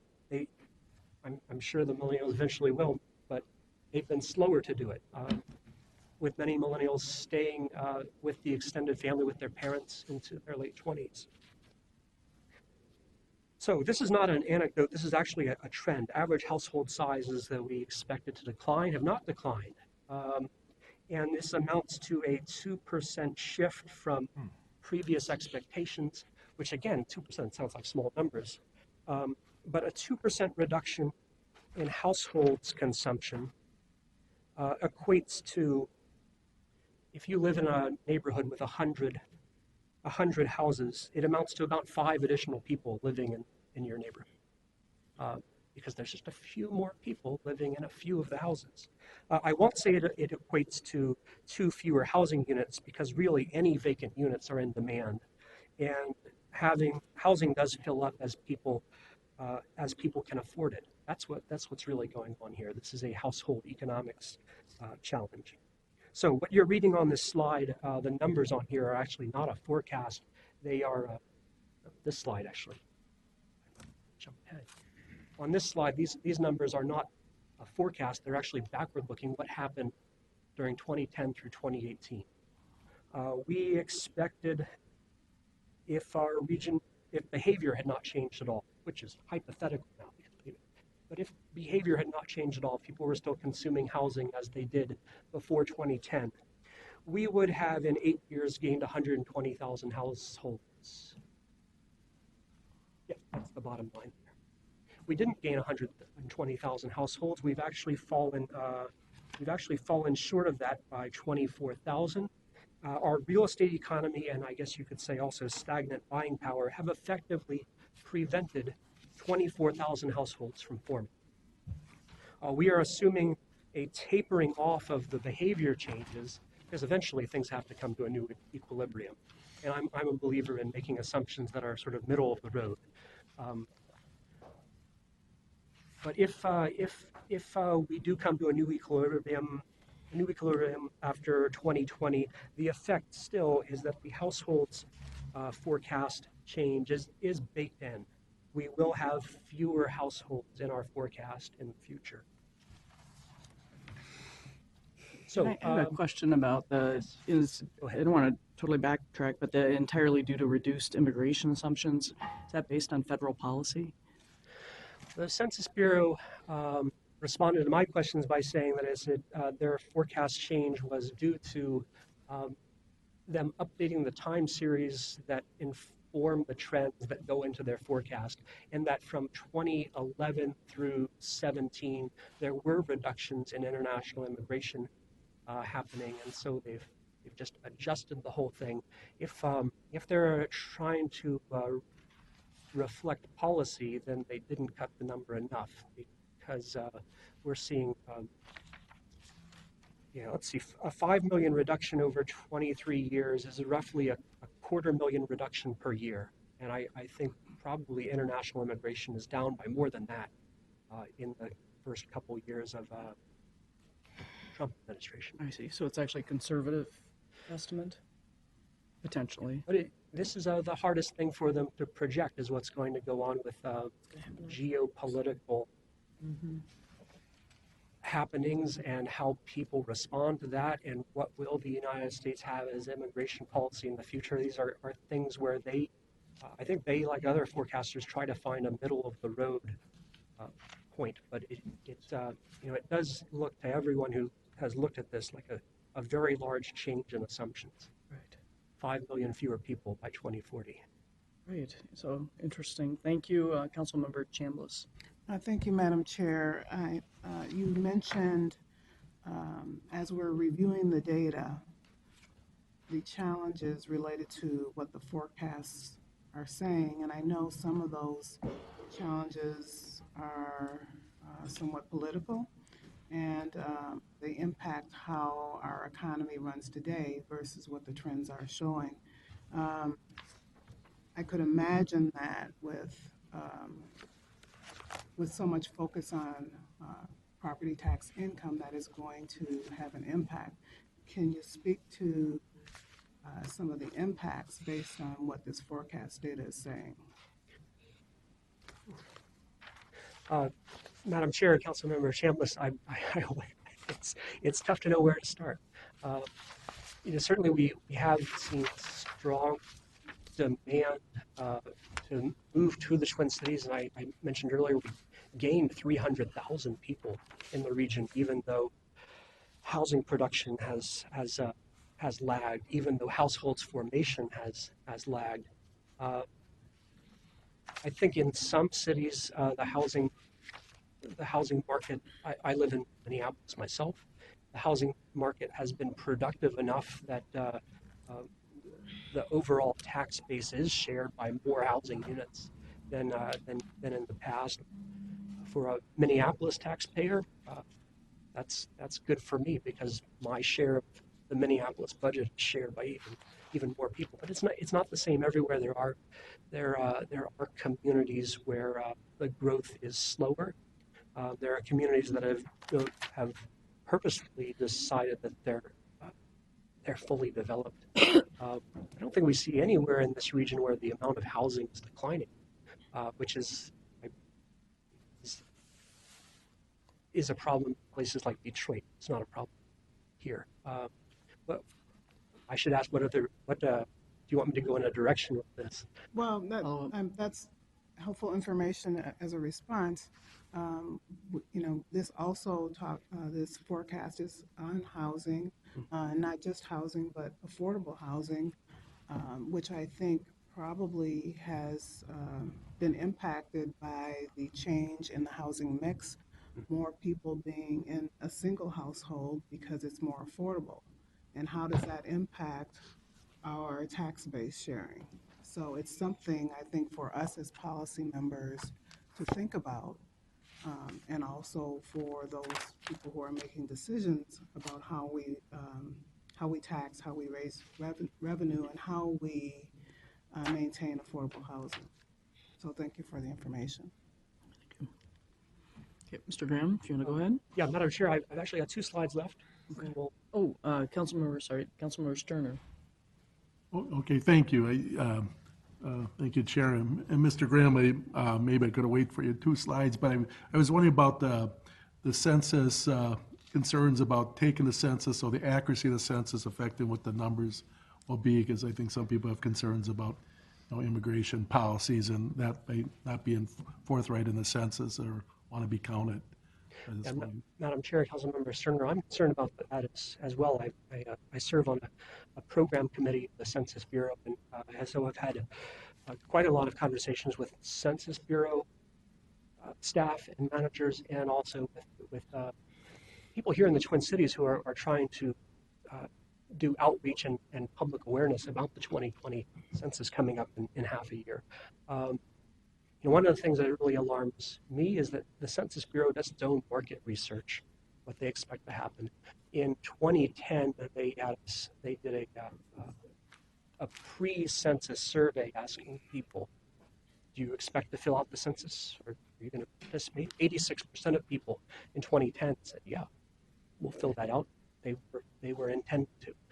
In 2018, they did the same survey, and that 86% intent had gone down to 68%. I think that's a big diminishment. It probably points to some upcoming difficulty at getting people to self-respond because they are apprehensive about how the federal government is going to use this information.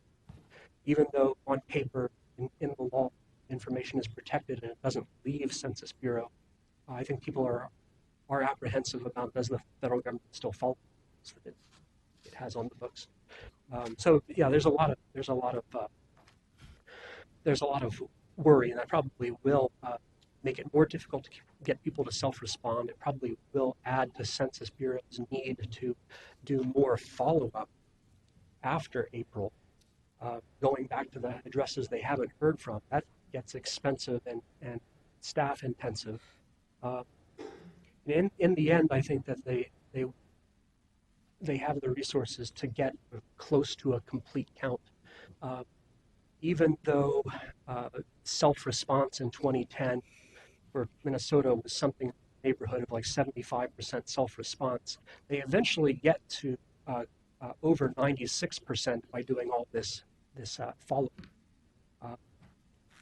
But having the follow-up be a larger workload, that's going to cause some stress for the Census Bureau.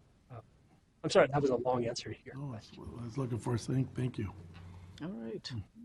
Councilmember Cummings. Thank you. How do you factor in and account for the growth in accessory dwelling units now in your housing forecasts?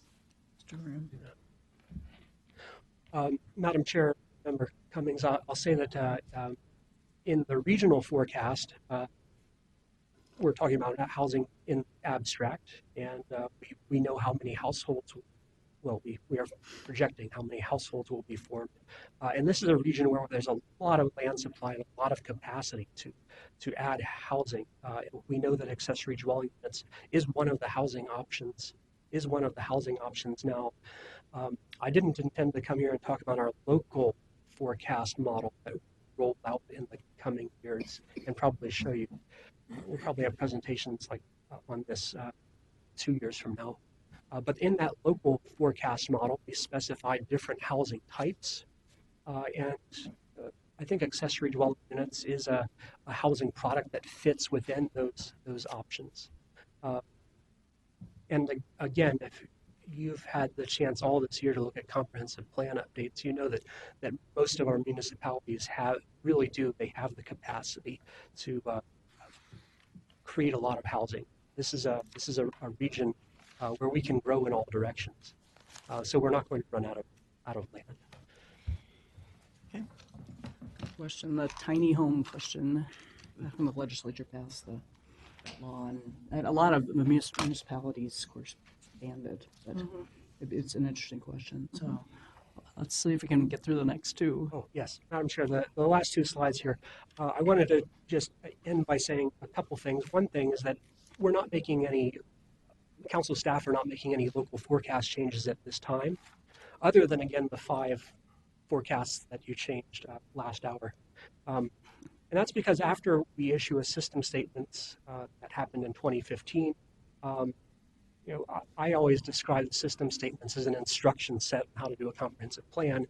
The cities, for their part, see it as here's what you're required to do. This is the expectations, and so we don't want to monkey with those expectations in the interim.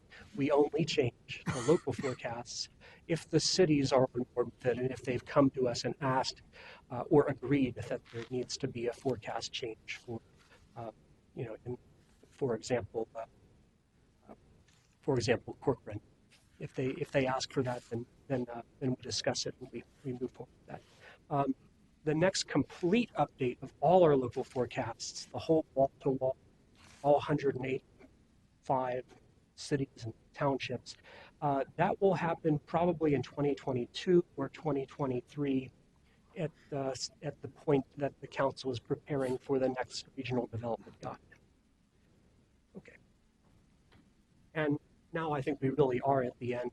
Earlier today, council staff have updated our website with a new short report on the highlights of this regional forecast, and also with an Excel workbook that has a whole bunch of demographic schedules if you want to really dig in and see what the survival rates are for 5-year age cohorts. If you're interested in that actuarial stuff, it's in the Excel book. So that information is online today. Madam Chair, thank you for your attention to this topic. Thank you. Thanks for being here, and good presentation. I think we'll move on now to our final item for today, which is an information item on the Metro Transit Police Department body camera policy for public comment, presented by Chief Rizal. And welcome to the chief. He's coming up with other staff.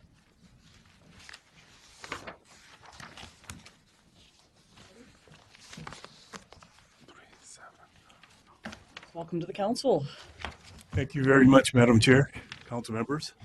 I'm Chief Eddie Frizzell of the Metro Transit Police Department, and thank you very much for allowing us to just give you an initial brief on this very important subject matter. Just to set the framework, the overarching goal of today is truly information sharing. And this information exchange will help refine the policy and the process as we move forward. So this is just our first steps. And I'll be followed by Leah Palmer, who's my policy person, who's put a lot of diligent work and research in the initial presentation to give you an overview of what and the why. And I also want to give kudos to my transition team in the business technology unit in the back. It's truly a team effort of how much has gone into this, as one of the tenets of my tenure was to help create a 21st century police department. I will reference President Obama's 21st century policing initiatives back in May of 2015, and I'm sure everyone's pretty aware of some of the policies and procedures that subject matter experts talked about in exacting detail. And it helps me as I establish what I want to do with the Metropolitan Transit Police Department to establish a culture of transparency, accountability, and to build public trust.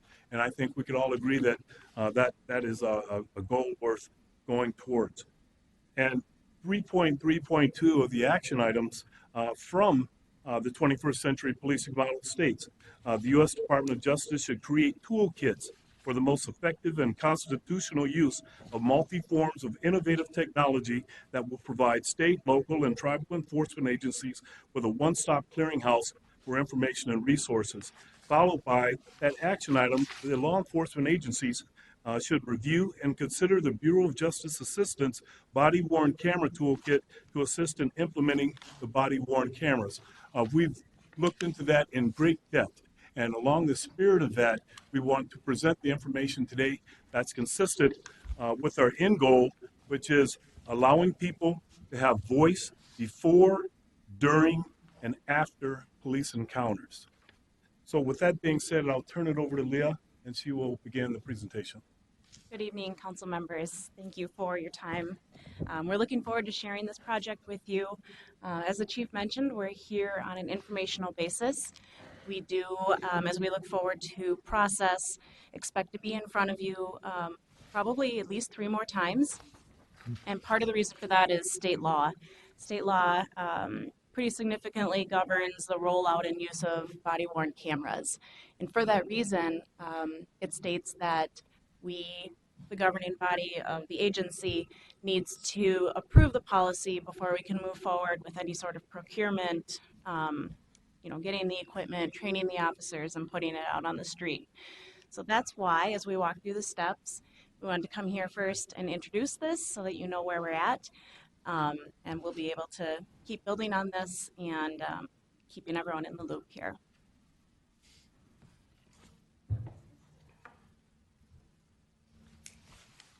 One moment, I'm sorry.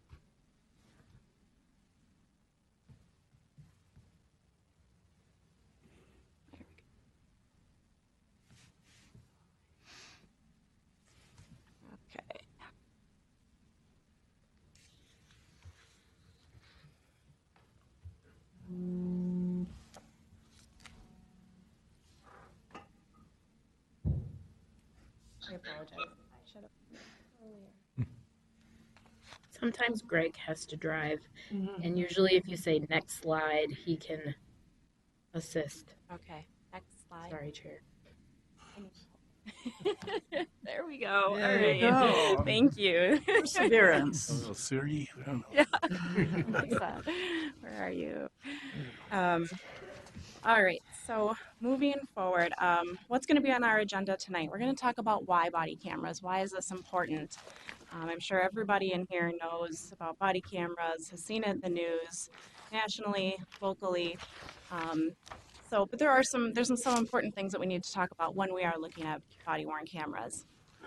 We'll introduce the development team, kind of how we got here, who's on our team, what we've done to bring this policy draft to you in its 10th version, and will keep on being revised as we go through our steps.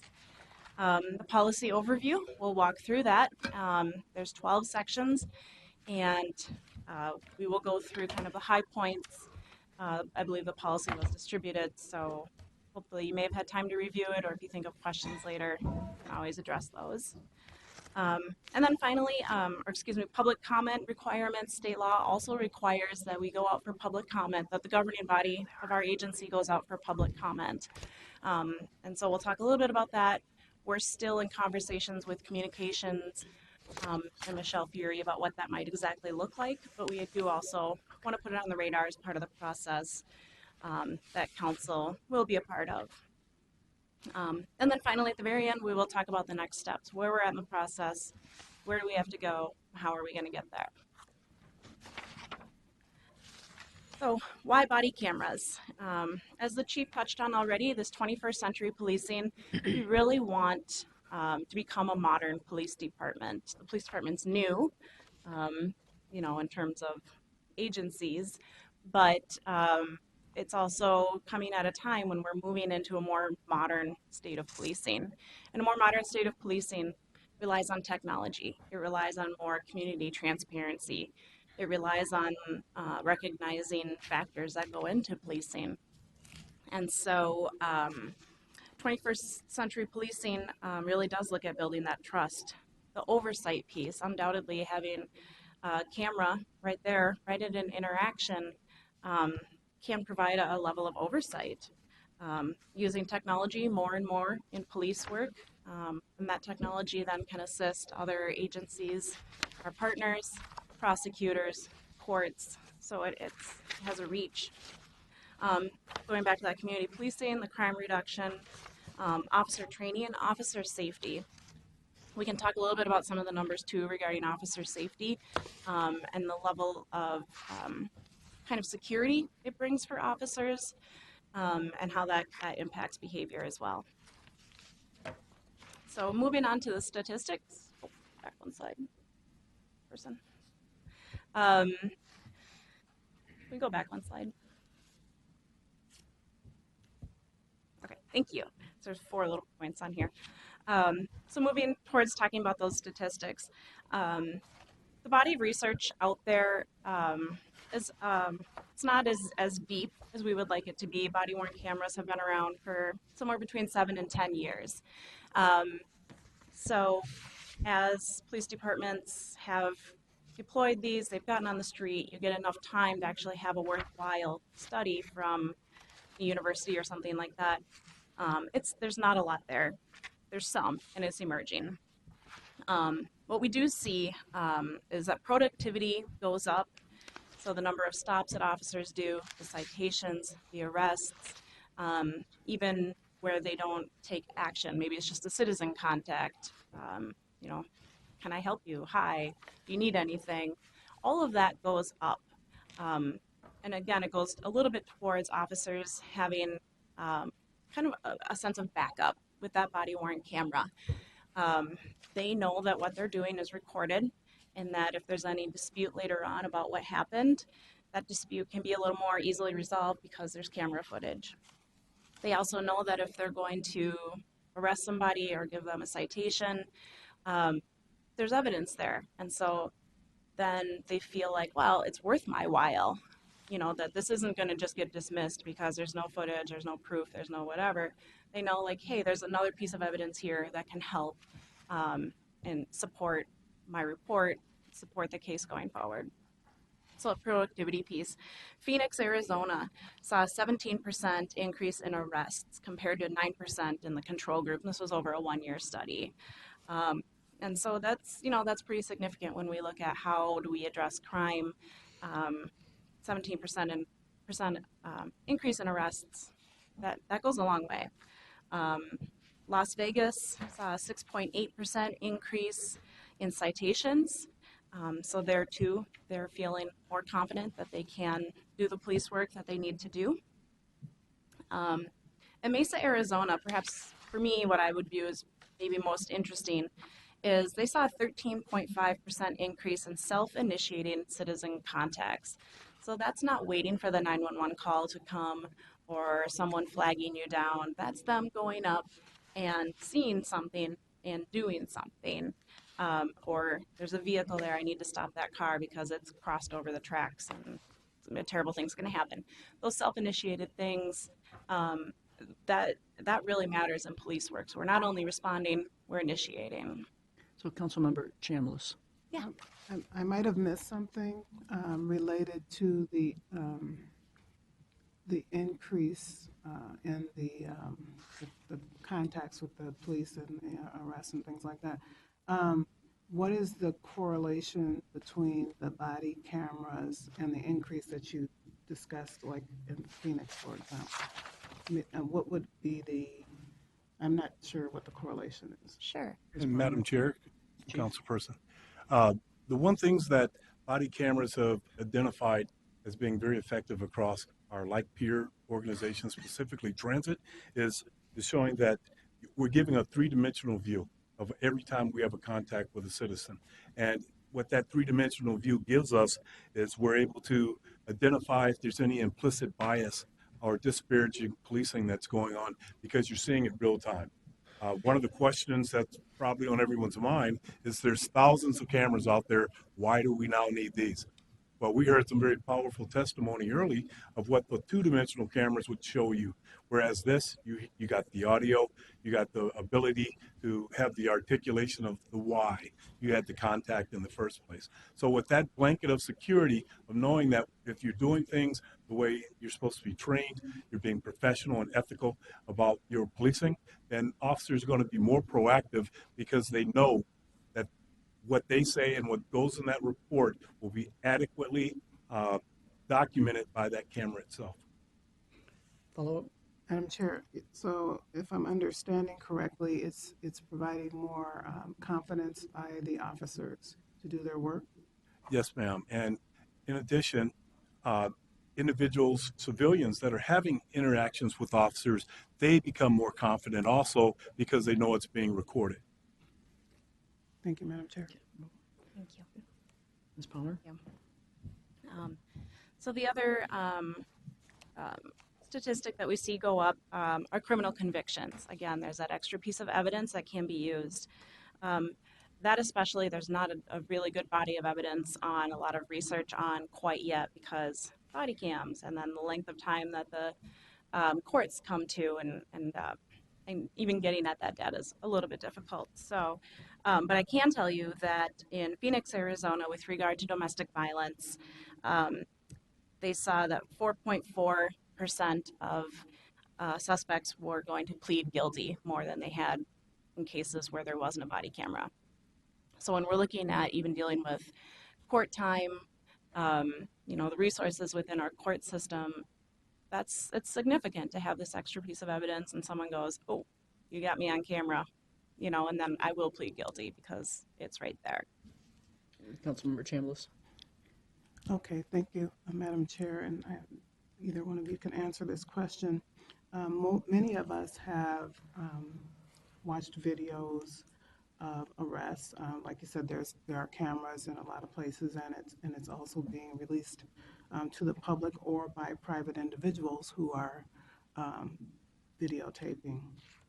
Some of the things that I've noticed, and I'm not sure if other people have noticed, it's related to the blocking of the view of the camera.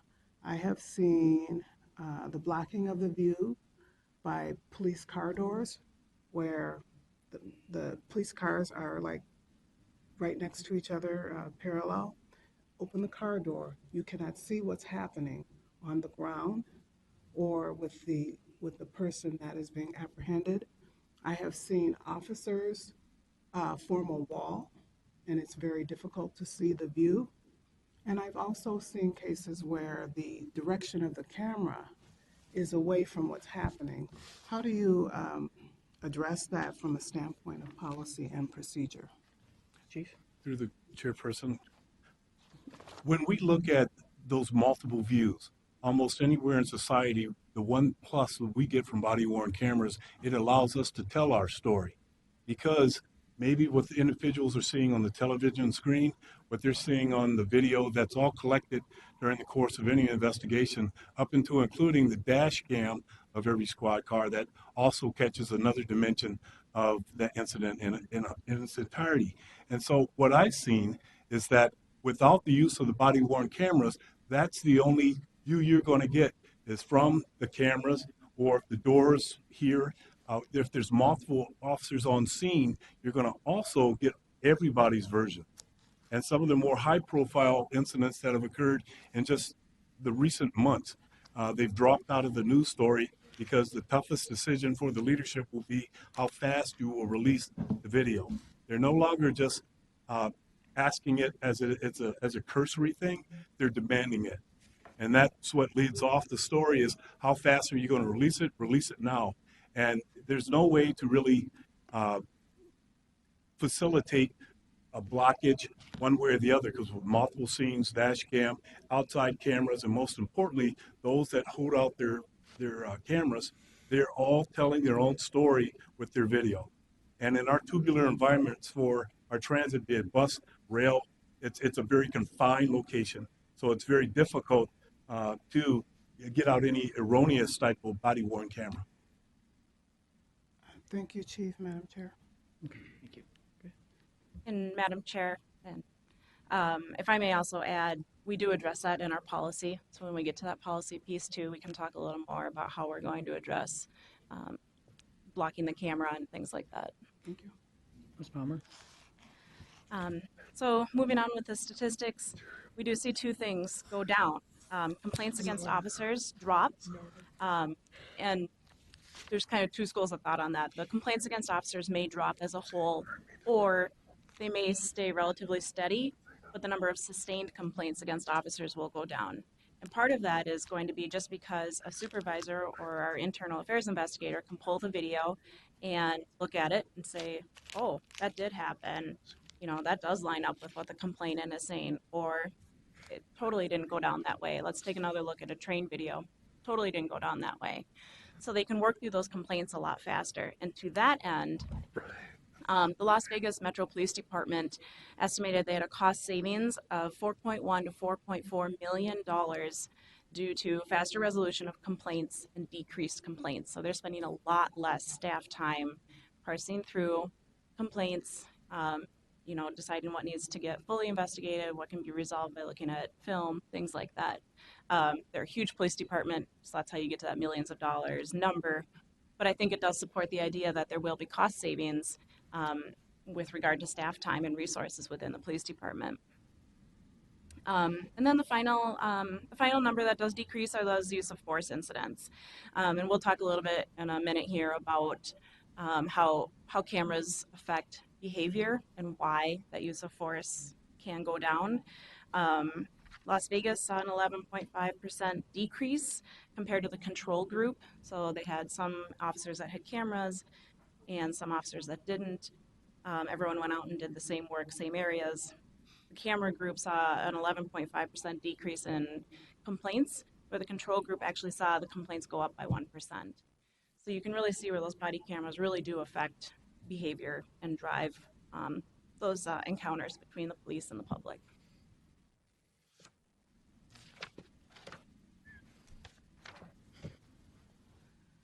Oh, I forgot one thing. I'm sorry, can we go back? This is like not being in control of my slides is shaking my brain up. I apologize. Okay. The equity piece. This is important. There's a lot of conversation going on right now about how police do their work, how they interact with communities, um, concept of bias policing, concept that we all have implicit bias.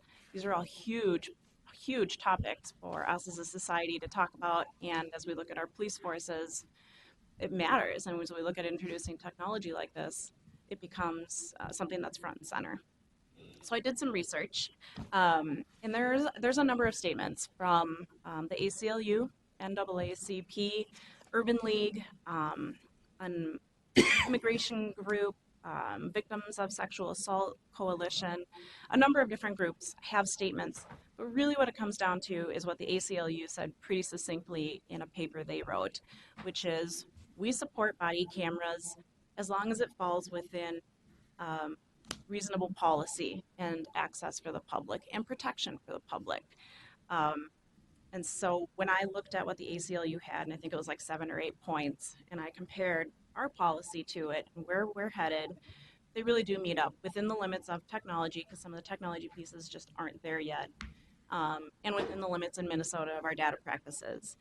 But really, the ACLU has some very good points about privacy. They have some very good points about people's rights, and I believe, and our team believes, that we've met that. That we have a good policy in place. We'll continue to receive feedback on. By no means is this draft like ending today, but we'll receive feedback, and I think it will continue to grow to a place where I think we do feel comfortable with it from an equity standpoint. And then finally, that societal change. So how do we drive behavioral change, right? We want to decrease crime. We want to decrease complaints against officers. We want to decrease use of force. Body-worn cameras are a really good tool in doing that. And that is because if you think about, when you go to Target, you go to the self-checkout line, there's the camera right there, the little screen, and it's looking at you, and you look all goofy because I don't have makeup on at Target. And I'm in my pajamas. So you're like, hi. But all of a sudden you realize, right, that you're on camera. And you think, oh, I'm being watched. And then I'm super careful about making sure that I scan my items and I bag them correctly. So it's that awareness that drives a deterrence. So it's an intrinsic thing inside of me that drives an extrinsic deterrent piece.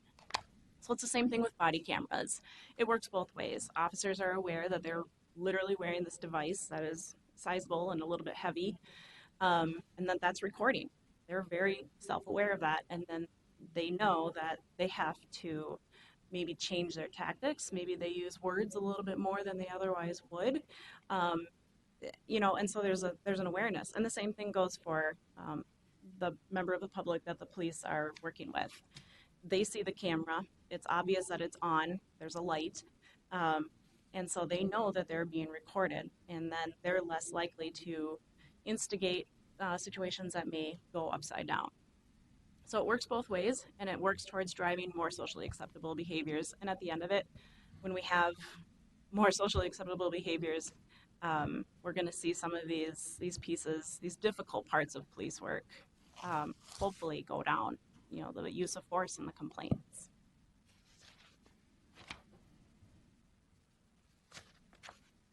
Okay, now I'm ready for the next slide. Thank you so much. All right, so our development team, Dana Jabs has been, the chief put her in charge of this project. She's done an amazing job of bringing the right people to the table. We have gathered a group that includes the patrol captain, investigations, internal affairs, our business technology unit, there's one other one, administration.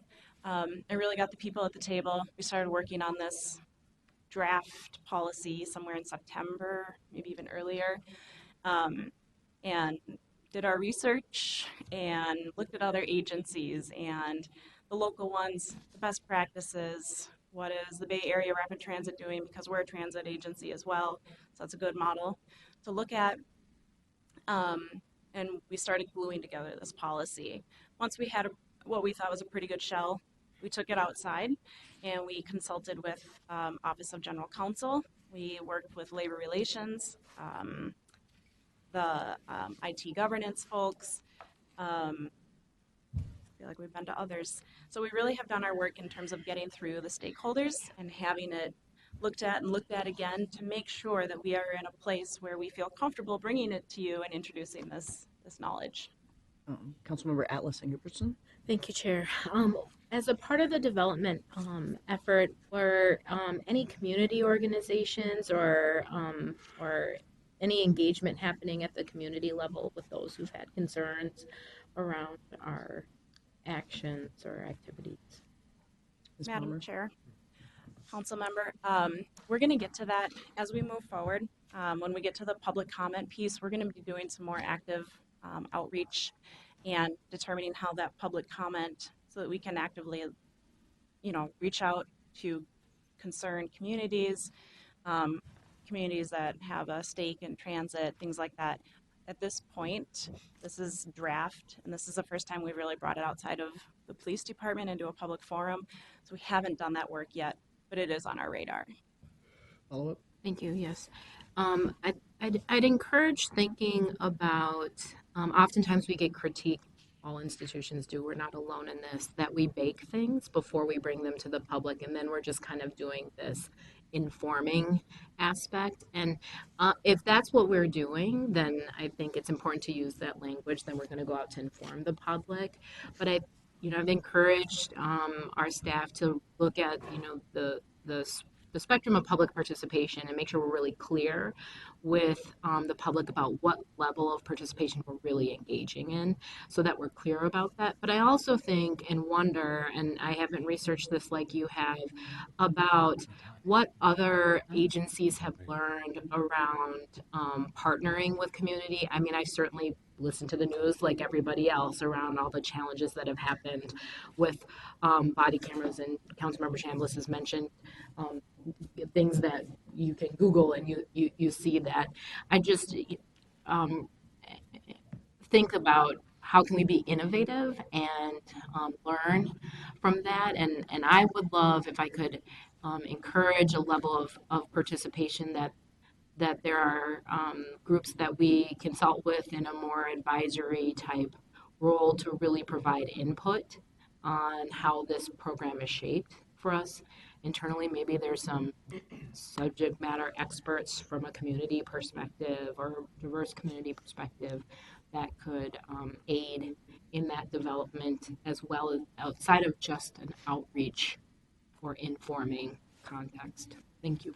Then, Madam Chair, Chief, to the council member, that's why we started this very project on the foundation of the 21st century policing, because it's been vetted with different inputs from around the country, from every level. And it was a great cast that brought that forward, and we've been able to also team with other agencies that share our view of procedural justice and how this moves forward. But out of respect for the process, we didn't do that right now. We're certainly taking that information in, but now just pushing it out for the first time, again, to have this introductory conversation. Councilmember Vento.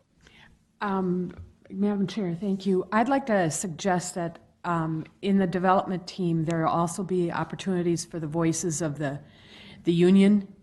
I think that's critical in terms of the rollout and the success of this. And the earlier the involvement, the greater the involvement, I think the greater potential for success. Madam Chair, Council Member, we did meet with the unions. We worked with Marcia Padden over in Labor Relations and brought together each of the unions that are represented for sworn officers. We did have that sort of introductory conversation with them, and as we move forward, there may be other parts and other times where we do invite their feedback. So that's a very excellent point. Thank you. And proceed. Okay. So here's where we get into the guts of the policy. And my intent is to go over it at a little bit of a higher level because you guys have been provided with copies. But that said, I also want to make sure that we're covering it appropriately here in this forum, that we're introducing it to the full extent that it needs to be. So if you have questions, we can get those. So right up front, we start with the purpose and scope. The purpose really is pretty broad language, but we do want to point out a few things. Number one, that this body-worn camera data is not intended to replace a written report. Officers will still be expected to do what they would normally do. This is another piece. So no, writing a report that says, please see body cam footage. That's not going to fly, right? We need them to still do the robust reporting, writing their reports, and adding this piece about the body-worn camera. It also is not going to replace our dash cams. So those will still be in place. That policy is functional. The officers will still be using those as they always have been. This is, again, it's another layer of technology. Definitions, there's a little bit of a lengthy list there. I did just want to point out a couple. Number one, that we use the term citizen as a very broad term, and it does not infer any level of immigration status. We fumbled around with maybe a couple of different words, public or community member or resident, and ultimately citizen is number one, the word that comes out in best practices research, but we tucked it in the definitions to make sure that we were clear that in no way does it refer to anyone's immigration status one way or the other. The second one to point out is this general citizen contact. That general citizen contact is going to be a situation where an officer may be standing out on the light rail platform at US Bank Stadium, and someone comes up and says, oh, how do I get to, the Viking ship? Oh, it's right over there. That's something that we don't need to record that, right? That's just someone coming up to ask for directions. Here you go, thanks. And someone needs help with a tow truck. Okay, yep, I can help you, I'll call a tow for you. That sort of thing, we don't expect to be recorded. Now, if it does come to a situation where it becomes a little more confrontational, or it looks, maybe like some police action may need to be taken, an officer always can turn on their camera. But generally, most of the time, like very, very most of the time, it's just, hi, how do I get here? Hi, can you help me out? Officer is used within this policy as a general term. It doesn't infer rank. Again, just to make sure that the policy reads a little bit more smoothly. Where we needed to use the word supervisor, we use the word supervisor, just so you know that when you're reading it, the purposes of this policy, chief is officer. And then this concept of unintentionally recorded footage. There may be a time when unintentionally someone gets recorded in the locker room or at dinner. They're just talking about their family or whatever it is. Those situations obviously have no evidentiary value. They're not, citizen contacts in any way, shape, or form. It just may happen, and so we work with that within the policy as well. Councilmember Lindstrom. Thank you. Thank you, Chair. Just curious about when an officer is checking for fares. Is that a general citizen contact, or is that a time when they turn on the cameras? Because they're doing that all the time. It's kind of the regular run-of-the-mill life of an officer. It seems to be. Right. Thank you. Madam Chair, Council Member, what we've looked at this time is as you're going through and you're doing your fare checks, again, that's just a pretty regular citizen contact. Now, when you do come across someone who maybe hasn't paid their fare or a situation like that, that would be a time, because you may take police action, you may not, you may give them a warning, but if you may take police action, you're going to turn on that camera and record whatever it is, because there's the potential. But generally, you turn it off, you've got your fare, we don't need hours and hours of footage of that. We would want to capture something that, even if it doesn't become a scene, maybe has the potential to become a scene, we'd rather have that on video, obviously, than not. Does that answer your question? Yeah, it sounds like, if I could follow up, Madam Chair, it's just when there's a citation or a strong potential of a citation being issued, that's when the camera comes on. Correct. Thank you. Ms. Palmer? Let's see. So moving on to not next slide, equipment and usage. Really straightforward. Equipment, all of our officers, full-time and part-time, are going to be issued body-worn cameras, specifically assigned to just that individual. There's a technological reason for that, which is that camera will record that person's video. That video will always be associated with Chief Frizzell. And so if you have a pool of cameras and you're trying to, I'm going to grab this one out of the pool, it creates a messy situation. That can be cleaned up, but it's so much easier if everyone just has their own camera. So all part-time, all full-time officers are getting a camera. And then the usage is also, I think, pretty straightforward. Some of the high points of it is that officers shall operate and use them in a manner consistent with this policy and with their training. At this time, we're looking at officers going through about 4 hours of training, both on the device and on our policy. So they'll have a depth of background and know what they're supposed to be doing with it. Officers who are in standard uniform, like the chief here, will be wearing that camera. You're out in patrol, you're in full uniform. It's reasonable to expect that you may have to take police action at some point, and so that body camera will be worn. If it's a special detail, like a Vikings game, or the president is in town, or you're just working your standard patrol, you'll have that body camera on. It is part of your uniform. At the beginning of your shift, officers are going to conduct a function test. They're going to announce their name, badge number, and call sign. They're going to look at that video and make sure that it's working. That's their opportunity at the start of their shift to say, oh, yep, this recorded, this works. If it malfunctions, if they sense that the battery is dead or there's something wrong with the camera itself, they'll report that to their supervisor. Their supervisor will issue them a spare body camera, and then they can go on the street. But they absolutely need to have a camera on, working, functional when they go out. Officers must use and document body-worn cameras according to the following policies. Whenever they make a recording, the existence of the recording needs to be documented in a report, a citation. They have to say that this video exists. There will be classifications for the videos, so you'll be able to say this was a traffic stop with a citation, or this was an arrest, or this was an investigation. It'll all be tagged, so it's very much easier for investigators, supervisors, anyone who needs access to that video to go in. So it's on the responsibility of the officers to make sure that they are classifying video appropriately so that it's of use, right? We don't just want a whole bunch of videos in the system that are tangled up. When an officer fails to record an activity that is required to be recorded, they must notify their supervisor.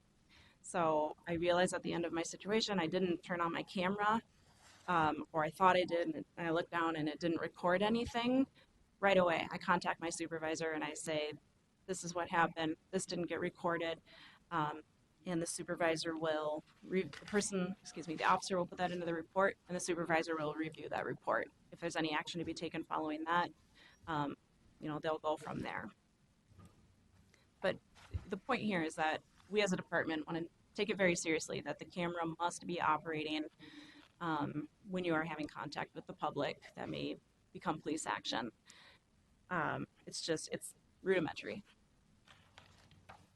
So the general guidelines, officers must activate their body-worn camera prior to arrival when participating in any police action. And that will include a vehicle or a person stop, a pursuit, arrests, transports, transports to jail or detox or a hospital, searches, searching a vehicle or searching a person.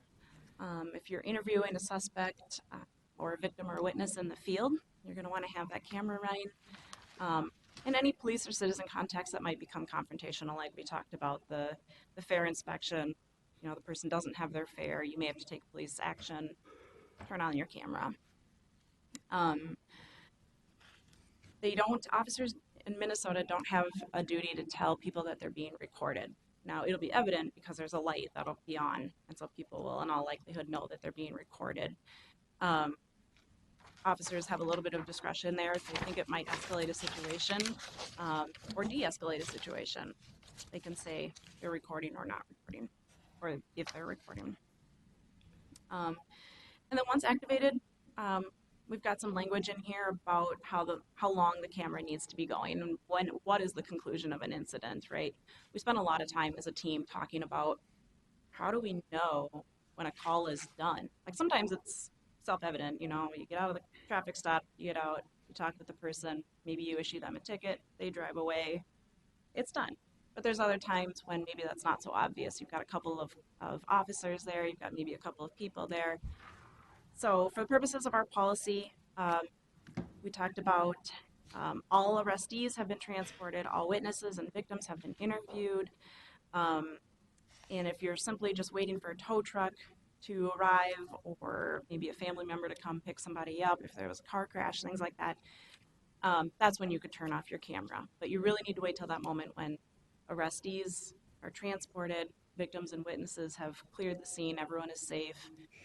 Now, if something comes up and all of a sudden the situation starts escalating again, turn that camera on. We would expect that if another situation starts boiling up, that camera will go on.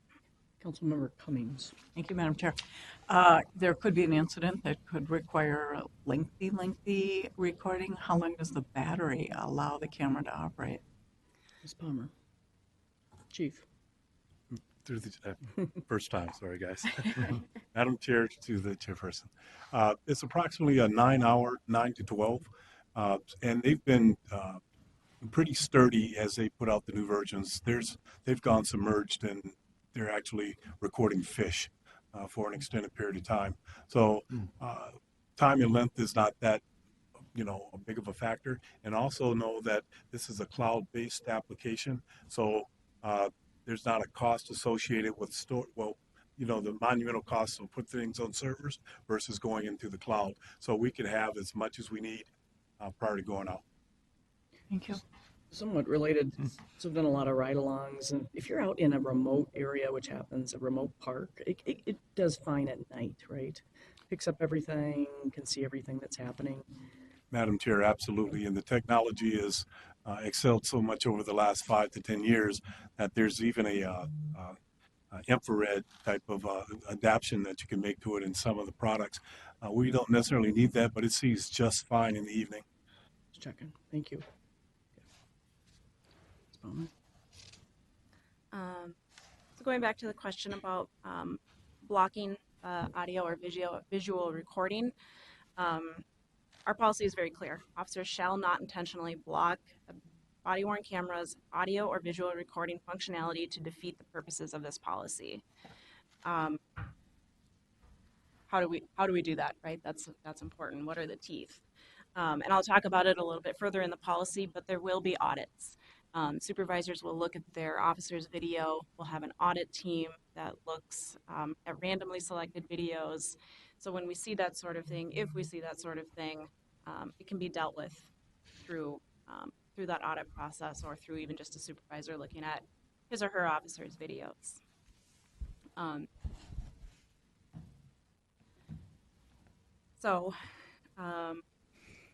then finally, notwithstanding any provision of this policy, officers are not to record other agency personnel. There are parts of your shift where officers, same as anybody else, have an expectation of privacy. Locker room, dinner, situations like that. And so it's important for officers to know that our policy supports their expectation of privacy. Moving on, I think we're actually a few slides behind. One more. Oh, nope, you were right. Special guidelines for recording. So special guidelines for recording is a little bit, like we talked about the general. You'll do this, you'll turn the camera off here. But there are going to be certain situations that aren't so clear, that are gray. So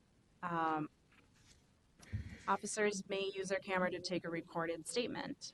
Again, that might come down to I'm responding to a sensitive call, like maybe a domestic violence call, and the victim, I want to interview the victim, but she seems very hesitant, and she knows that I'm recording, and so then I say, would you feel more comfortable if I turn my camera off? Yes, I would. It's a victim interaction. I think there's more value in getting a positive victim statement than there is in simply fighting with someone over whether or not you should record this interview. Camera off, it's more important to get that interview done. And there's other, so that kind of thing with the sensitive types of situations and calls and victims. Special guidelines for recording also include transfer of prisoners or those needing medical attention. So if someone is going down to jail, jails have policy on when cameras should be turned off and their camera system takes over. So while someone's in the car, you're driving down to jail, you're going to have your camera on. Your squad camera will be running and your body-worn camera will be running. And then you get to jail, you're going to turn that camera off because you're turning the person over to the custody of the jail. Hospitals, people have privacy rights in hospitals. You turn your camera off when you get to the hospital before you bring the person in. We want to make sure that we are honoring and protecting people's rights of privacy when it comes to medical. So mental health facilities, detox, hospitals, those are situations where people have a serious right to privacy. There's also a line in here about protecting the identities of undercover officers and confidential informants. Those types of people cannot be recorded. If there was a situation where perhaps there was a recording made, I didn't know that person was a confidential informant or whatever, it can be redacted, so it can be fixed, but we also want people to be aware of the fact that you cannot record those types of situations.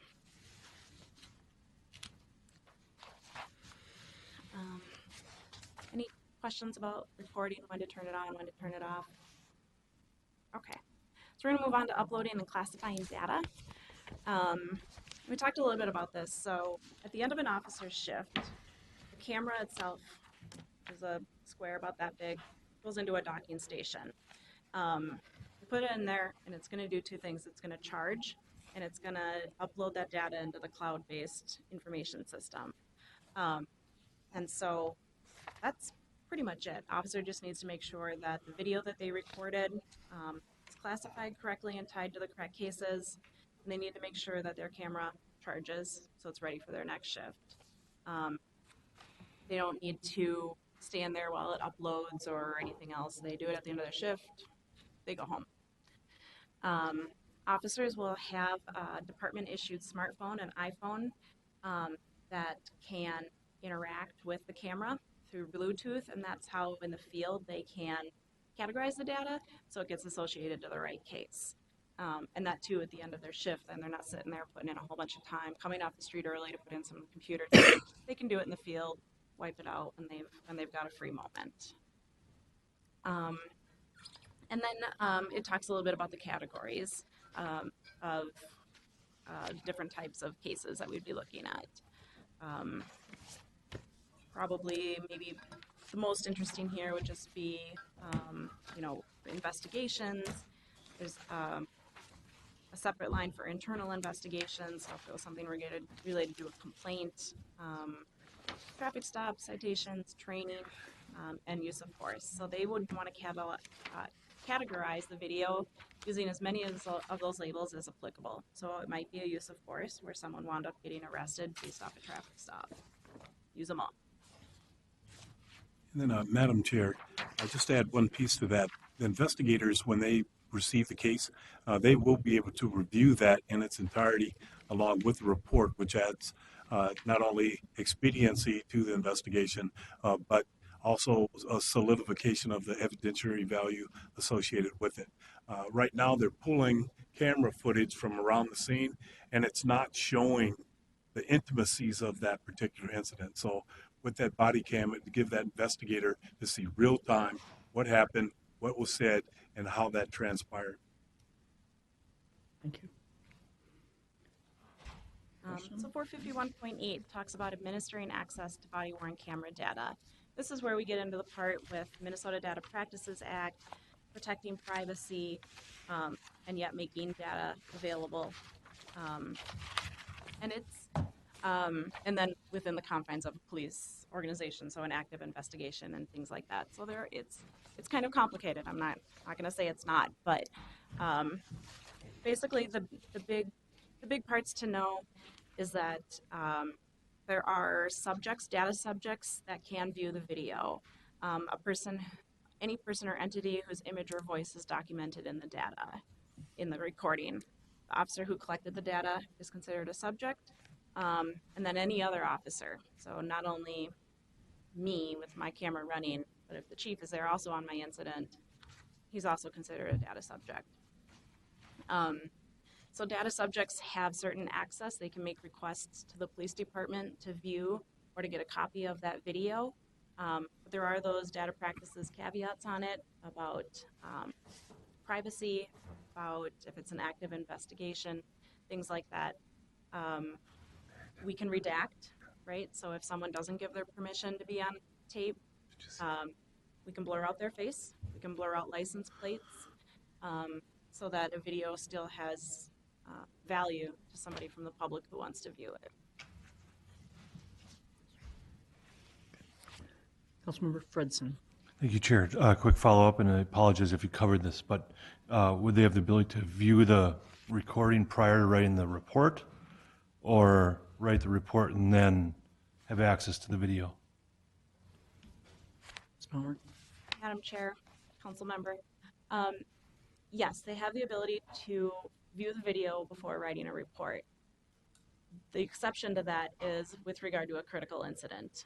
If an officer is involved in a critical incident, which is defined as, you're going to know them as officer involved shootings, some sort of death or great bodily harm, either to the officer or to a member of the public.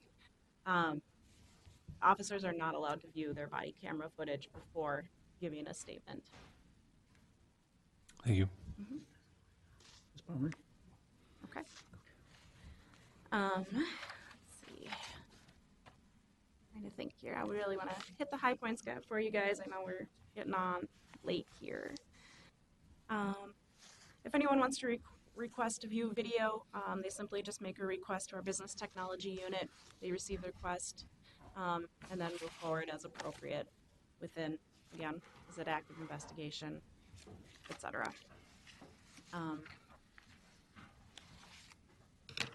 Viewing body-worn camera within our department. So no officer or law enforcement employee may have access to the department's body-worn camera data except for legitimate law enforcement purposes. What that means is I'm super interested in what the chief did today, so I want to go view his video. I can't do that. I don't have access to it. I don't have a business need to do it. And so the system would be set up in such a way that I can only see, as an officer, I can only see my own video.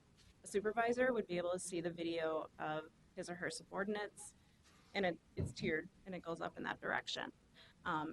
We want to make sure that this data is protected and it doesn't get viewed for a whole bunch of reasons any more than anyone should go down to the evidence room and, oh, hey, I want to see that. We don't do that. So this is the same thing. We don't allow people to view things that aren't within a business reason. And the system actually requires them. So before they can even view the video, there's a screen that says, why are you viewing this video? And you say, writing my report, or if I'm an investigator, investigating case number, whatever. So it's all documented. It's an audit trail. It creates that digital fingerprint. Is it just the purview of the chief when the press asks for it? You know, it used to be that you would not see these things on the press, and then just recently, you know, they're just releasing them almost right away. You know, St. Paul released one. So is that's the chief's decision? And Madam Chair, yes. And of course, when you're operating in like a city environment where you have city council members and other electeds, that's that big decision.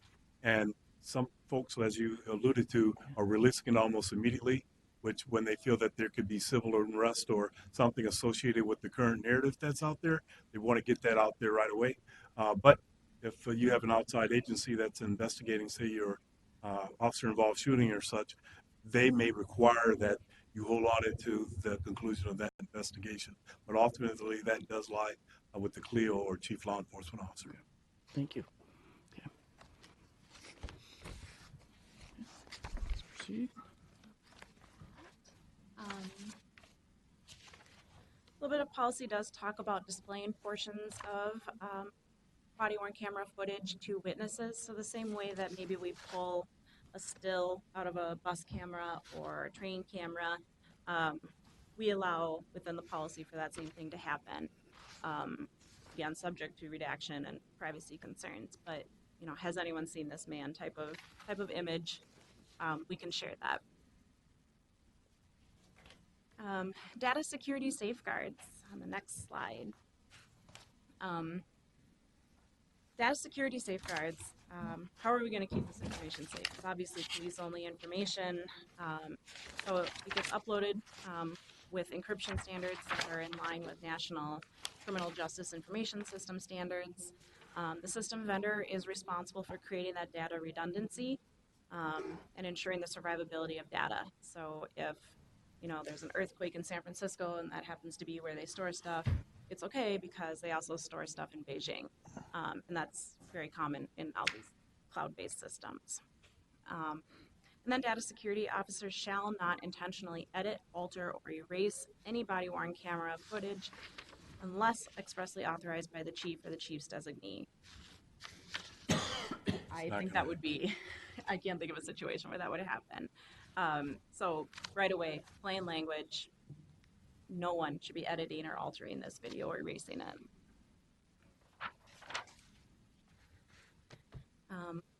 Talked a little bit earlier about review and audit trails, so I don't want to go too much into that. Just know that we will be looking at video. Supervisors will be responsible for looking at their officers' video, and again, it's going to leave that audit trail, so we'll know that they did this for a reason, that they're doing their job. They are supposed to be looking at it. Did you log in and look at the videos?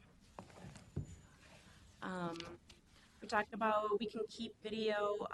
It has some training value. Maybe an incident went really well and this particular officer did everything right, and there was a positive outcome to the situation. We could use that for training, or conversely, maybe there were some missteps or some issues with that particular call and how it was handled. That could be training. And so the benefit of body-worn cameras is to create video that then we can use to train and commend our officers as well. And same thing with field training officers. We have a couple of young officers that are still in training right now. It's a great time for, if we had cameras right now, it would be great for their training officer to say, hey, look, this was great. Let's look at the footage of this incident. You did really good here. This didn't go so well. Here's where we need to back up and think about the next time you get to this call, here's what you need to do. So that real life, immediately end of the shift, you don't have to think about it. They'll remember it. It'll jog their memory because it's visual. That has some real value for training officers as well. Data retention, which is on the next slide, shows the data retention table. State law says that we must maintain all data for a minimum of 90 days. The rest of it falls in line with our policy regarding the dash cam video. And I think there was 2 incidents caught by the Office of General Counsel when we worked with them in writing this policy, where they said this has to be retained either longer or shorter. And then we updated our dash cam policy as well and updated the system for retention. But if video, if data, if evidence ever needs to be kept longer, it always can be. But we also don't want to keep data forever. Number 1, because it takes up storage. Number 2, because it comes with privacy issues and things like that. And last, legal compliance. Most of this is actually governed by statute. So we have to, under state law, get an independent biennial audit of the body-worn camera program. And then that has to come before this body so that you guys know the result of that audit, how things are shaking out within this program within the police department. Secondary to that, we'll also be doing our own internal auditing with a committee and a team of folks. Failure to follow the policy and procedure may result in discipline up to and including termination.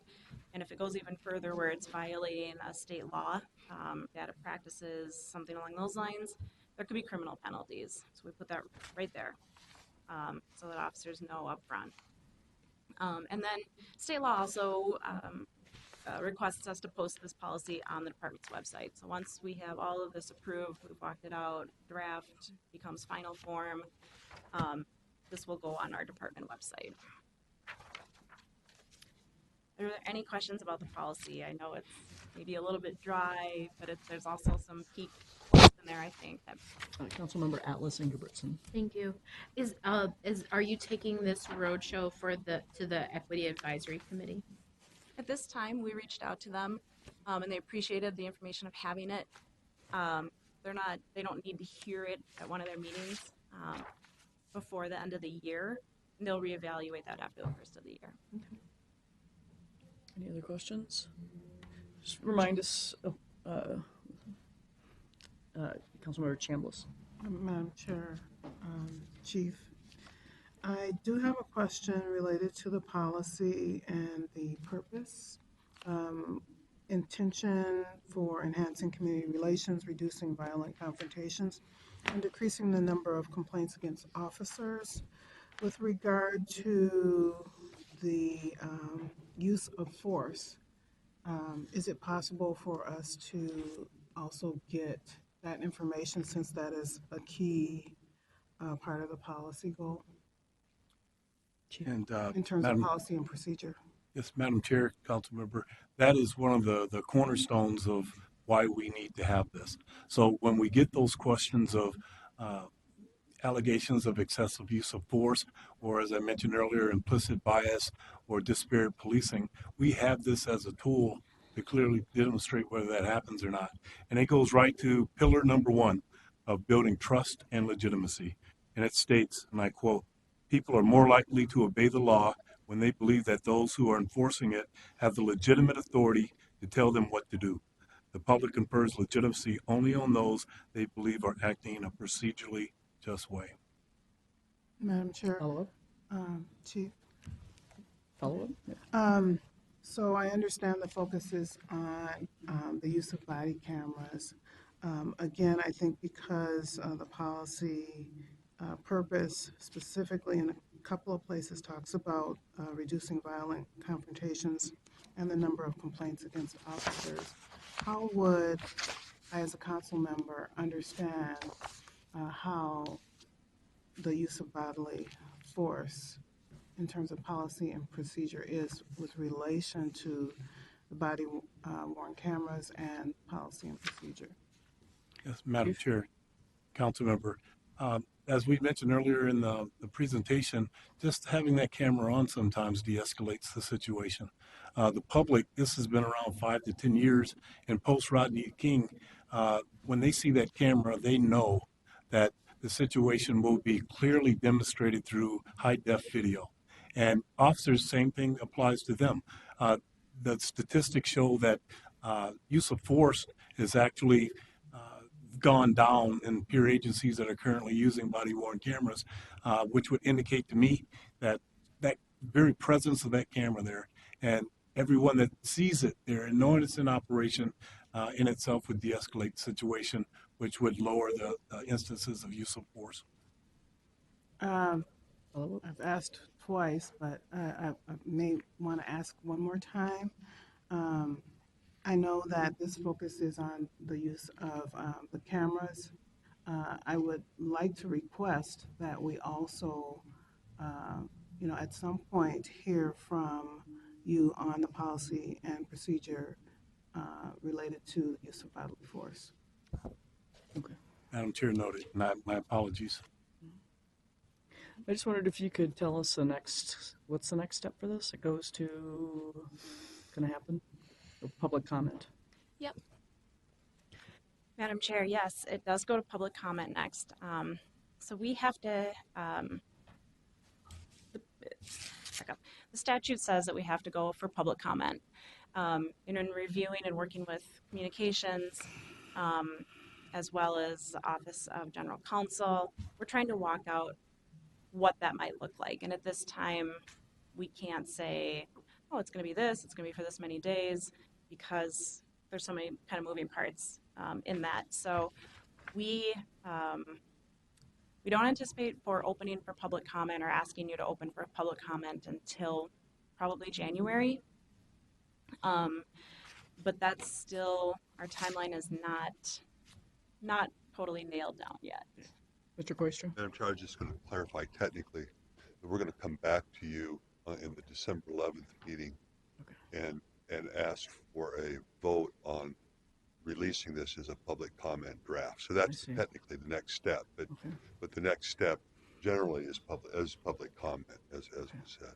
So I just want to make sure for the council, you know what the next action is actually going to come back to you on December 11th. And I think that, I just think of the trains and the things that are happening and that editorial cartoon, if you didn't see it today, it's just, I think this is going to be helpful, really helpful. And, Chief, you know this, but it must have been the second day, maybe the first day you came, there was an incident on the train, and somebody wrote me that very graphic letter about something that happened, and it's internally investigated, so you have a process when something happens. But boy, I think it would have been really helpful to have the officer, have a camera in there or whatever.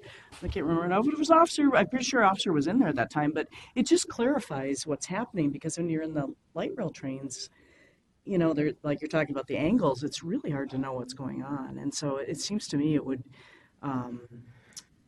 do all the things you're talking about, whether it's prevent officer violence to, as well as to help the public know they're protected. So that would be my comment. We did a ride along yesterday, and we were in the cab, and they yelled behind us, "There's a shotgun." And so, of course, that was really a moment where the Metro Transit staff just looked behind, and there was no shotgun, and they were seeing a shotgun out the window, right? But it's scary, right? And so it's a way to make sure things are, documented, because it's this day and age. There's a lot happening, right? So I know you all hopefully are thinking through that and all the steps that have to go with this. Councilmember Atlas Ingebrigtsen. Yep, I just lost it. It might come back, but if I stall long enough, maybe. It really wasn't that impactful. I think if they're available for conversations, if someone comes back to you, you're thinking, I really want to have a conversation with the chief about this. All right. That can happen, right? Or Madam Chair, absolutely. That today was just an introductory, and we are going to be readily available to answer any of your questions, and we will take your feedback tonight and start to supervise and refine the process as we laid it out today. So next time it comes back, you will see your changes added to it. So I got it. There's just a little point of information that I think would be helpful for us to have and to know also about other communities as a part of this. I think it'll be helpful during the public comment period, and also related to the request that Councilmember Chambliss just made. I think it'd be nice to get data disaggregated related to incidences of physical altercations by race. I'd be interested to know, we saw this in situations of, for example, suspensions and when I was in the public schools, that when we put a moratorium on suspensions, well, suspensions went down for, this might be hard to believe, but for third, second, first, and kindergartners. But it didn't go down for communities of color, American Indian communities. So I'd be curious to know if that is something that is happening or happens, and I think it would be helpful for the community to know if that is the case, or if it's not the case for the use of body cams and those physical interactions when those come up. Does that make sense, what I'm saying? It does, Madam Chair. Council member, the disparate policing statistics do show that the allegations as well as the perception of that went down with when officers were wearing body-worn cameras. So, Chair, I think that's an important information point to provide to people because I think we see that in other things, that while overall the number could go down or go up, when you disaggregate it, we see a different picture or a different impact on communities. I think that would be an important piece of information for the public and others to know. Councilmember Fredson and Wolf. Thank you, Chair. Just a couple more questions on the policy. So as it relates to the activation and then the uploading, I'm wondering if there's data out there that shows how often officers would potentially fail or forget to do that. It probably makes sense to me that they forget to activate more than they would to upload, but is there data that illustrates that? Chief. Madam Chair, in a former life, we were one of the first metropolitan areas in the state to implement full body-worn cameras. And what I noted was that the instances of individuals actually not following the policy or not classifying it correctly initially hit at about 40 to 50%. But with emphasis from the leadership, that is now briefed to the city council in that particular city quarterly. And the report that I just got as soon as last week, it's now up to over a 94% compliance rate for all those type of activities required by the policy. And that would be one of the primary things an audit for our particular policy would be looking for the exact same thing and making sure that we have compliance on all those necessary data points on the operation. Just a follow-up? Yep, follow-up. Yep. Thank you, Chair. So then, can you give me an example of what would the potential discipline be? I'm assuming it would, go from like a verbal warning to, if it happened enough, like a written warning, and then. Madam Chair, Council Member, progressive discipline is something that's key when you're talking about any type of large organization, specifically in law enforcement. And this would fall very much into that. We haven't spelled out at this time what past practice is because we haven't had it. But we will be establishing those guidelines that the first time, and I'll just throw out the way I've seen it conceptually, you can get a verbal. You need to make sure that this happens. It was just for something simple. But then as it starts to aggregate and shows trend or pattern, then yes, it will include up into days off and termination. And then one more question. Follow-up? And I guess the worst case scenario obviously would be if you forgot to turn on, then there was a real critical incident, right? So then the other question I had was related to, and we put a tremendous amount of trust in our chiefs, and no one, I think, bears responsibility more for, the execution of this, more than the chief. But as far as the editing and altering and erasing, are there examples of communities that have any kind of check and balance? Like, so that's, if I'm reading this right, 100% your decision as it relates to the editing, altering, and erasing. But in order for a chief to do that in other communities, are there examples where the chief would have to sign off on it, but so would some other individual or entity that was a bit removed? Madam Chair, Councilperson, I know that in different municipalities, sometimes the mayor would have to also authorize the release. I still have to get back to you on how that works within an appointed council.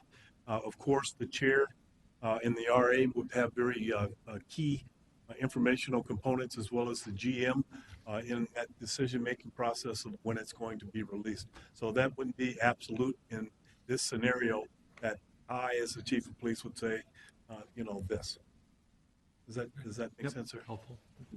Madam Chair, I'm not sure that was quite the question you were asking, right? You're Well, asking about the. You said released. I'm assuming you meant edited, erased. But we can ask for a clarification there, yeah. Yes, Madam Chair, Councilperson. Yes, when it comes to editing, I'd be the first line leader to hold responsibility for that. So if you're doing that, that just sets you up for allegations of wrongdoing or any one of a number of things that I would not be inclined to allow that. And again, working within this organization, before I would make a decision like that, I'd bring in the leaders to help process that. Thank you. You can always talk to the chief after this or before the next meeting too. Councilmember Wolf.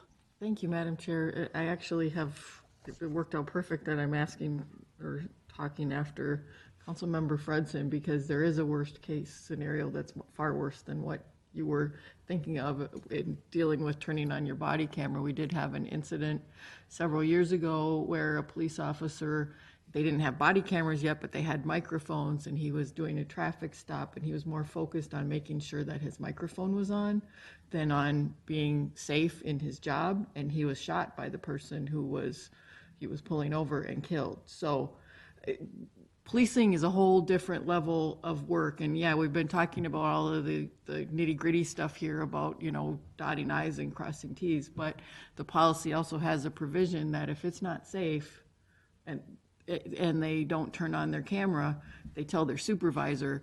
It's not always something that's going to be something that we need to punish somebody for. Sometimes they have to have their eyes on what they're doing, and if you miss the button because you're trying to stay alive, I think it's important that we remember that. Well said. I think on that note, is there anything else? Okay, thank you, Chief Rizal. Thank you, Ms. Palmer. Thank you, Madam Chair. Continued, thanks. So that brings us down to reports. I'm going to give a brief report. Almost everybody's gone. People are ready to leave. But I'm just going to take just a minute and say thank you to everybody for the past 11 months. And as you know, with health stuff, I am going to be moving on. And so I want to let you know it's truly an honor to be appointed, and look forward to seeing who's the next chair. There's been 4 chairs in 8 years, and now there'll be 5 chairs in 8 years. So this is kind of what happens. You got to make sure you put my picture up there, though. I know they have it. We're getting it ready. Try not to do it till you're and so I want to thank you all for your work. And I think of it from going from the nominating committee when we were all with Deanna Williams and all of you coming before, and then being chosen by the governor. And then having our three long-range planning committee meetings where you've set the goals and given them, we gave them to the governor on October 1st, how far everyone has come and all the things we've done together. We also have the executive committee, which I think is really doing a good job, and thanks to all the committee chairs. You guys have been doing a lot of work, and it was great to put you in your positions, and you've been doing well. Just 3 other points. Southwest LRT, we have 30 cranes up. So if you haven't been out there, and that's happened since we've all, come to the council. So there's a lot of great work being done. Also, the 7 county tours I thought were really, really great. And so whoever is new will have to go do some of those again. And also very much appreciate what the staff has done. And so I appreciate your support, and you probably know there's a few naysayers about the Met Council, and people would tell me all the time, you have a target on your back, you have a target on your back. And so it's been challenging. My last, the week that I was having the health stuff was all happening, it's going to take me several weeks, if not months, to get that all straightened out. And so it's not, anything that's going to be life-threatening, but I had a number of people say really challenging things to me. So this is an institution that stands for really important things, and we also have some natural enemies. And so I appreciate everything everybody's doing to make that progress. So I especially want to thank Governor Walz for the opportunity. So there's my talk. And stay in touch. I know enough to know I will see all of you somewhere out there through this work that we're doing. So anything else? Does anybody else have anything? It's late. Are you ready to go? Okay. Thank you for your Yeah, Well, thank you. you're welcome. Yeah. Well, thank you. I appreciate it. If you're interested in being chair, it's, a lot of hours. That was a ringing endorsement. That you just had right there. Wow, A lot of time, our application. a lot of hours, and you're pulled in a million directions, but it's been a great honor. So thank you. And is there anybody else, any council members, staff, anything? It gets late. All right. Is there a motion to adjourn? So moved. Okay. Okay. It's been moved and seconded.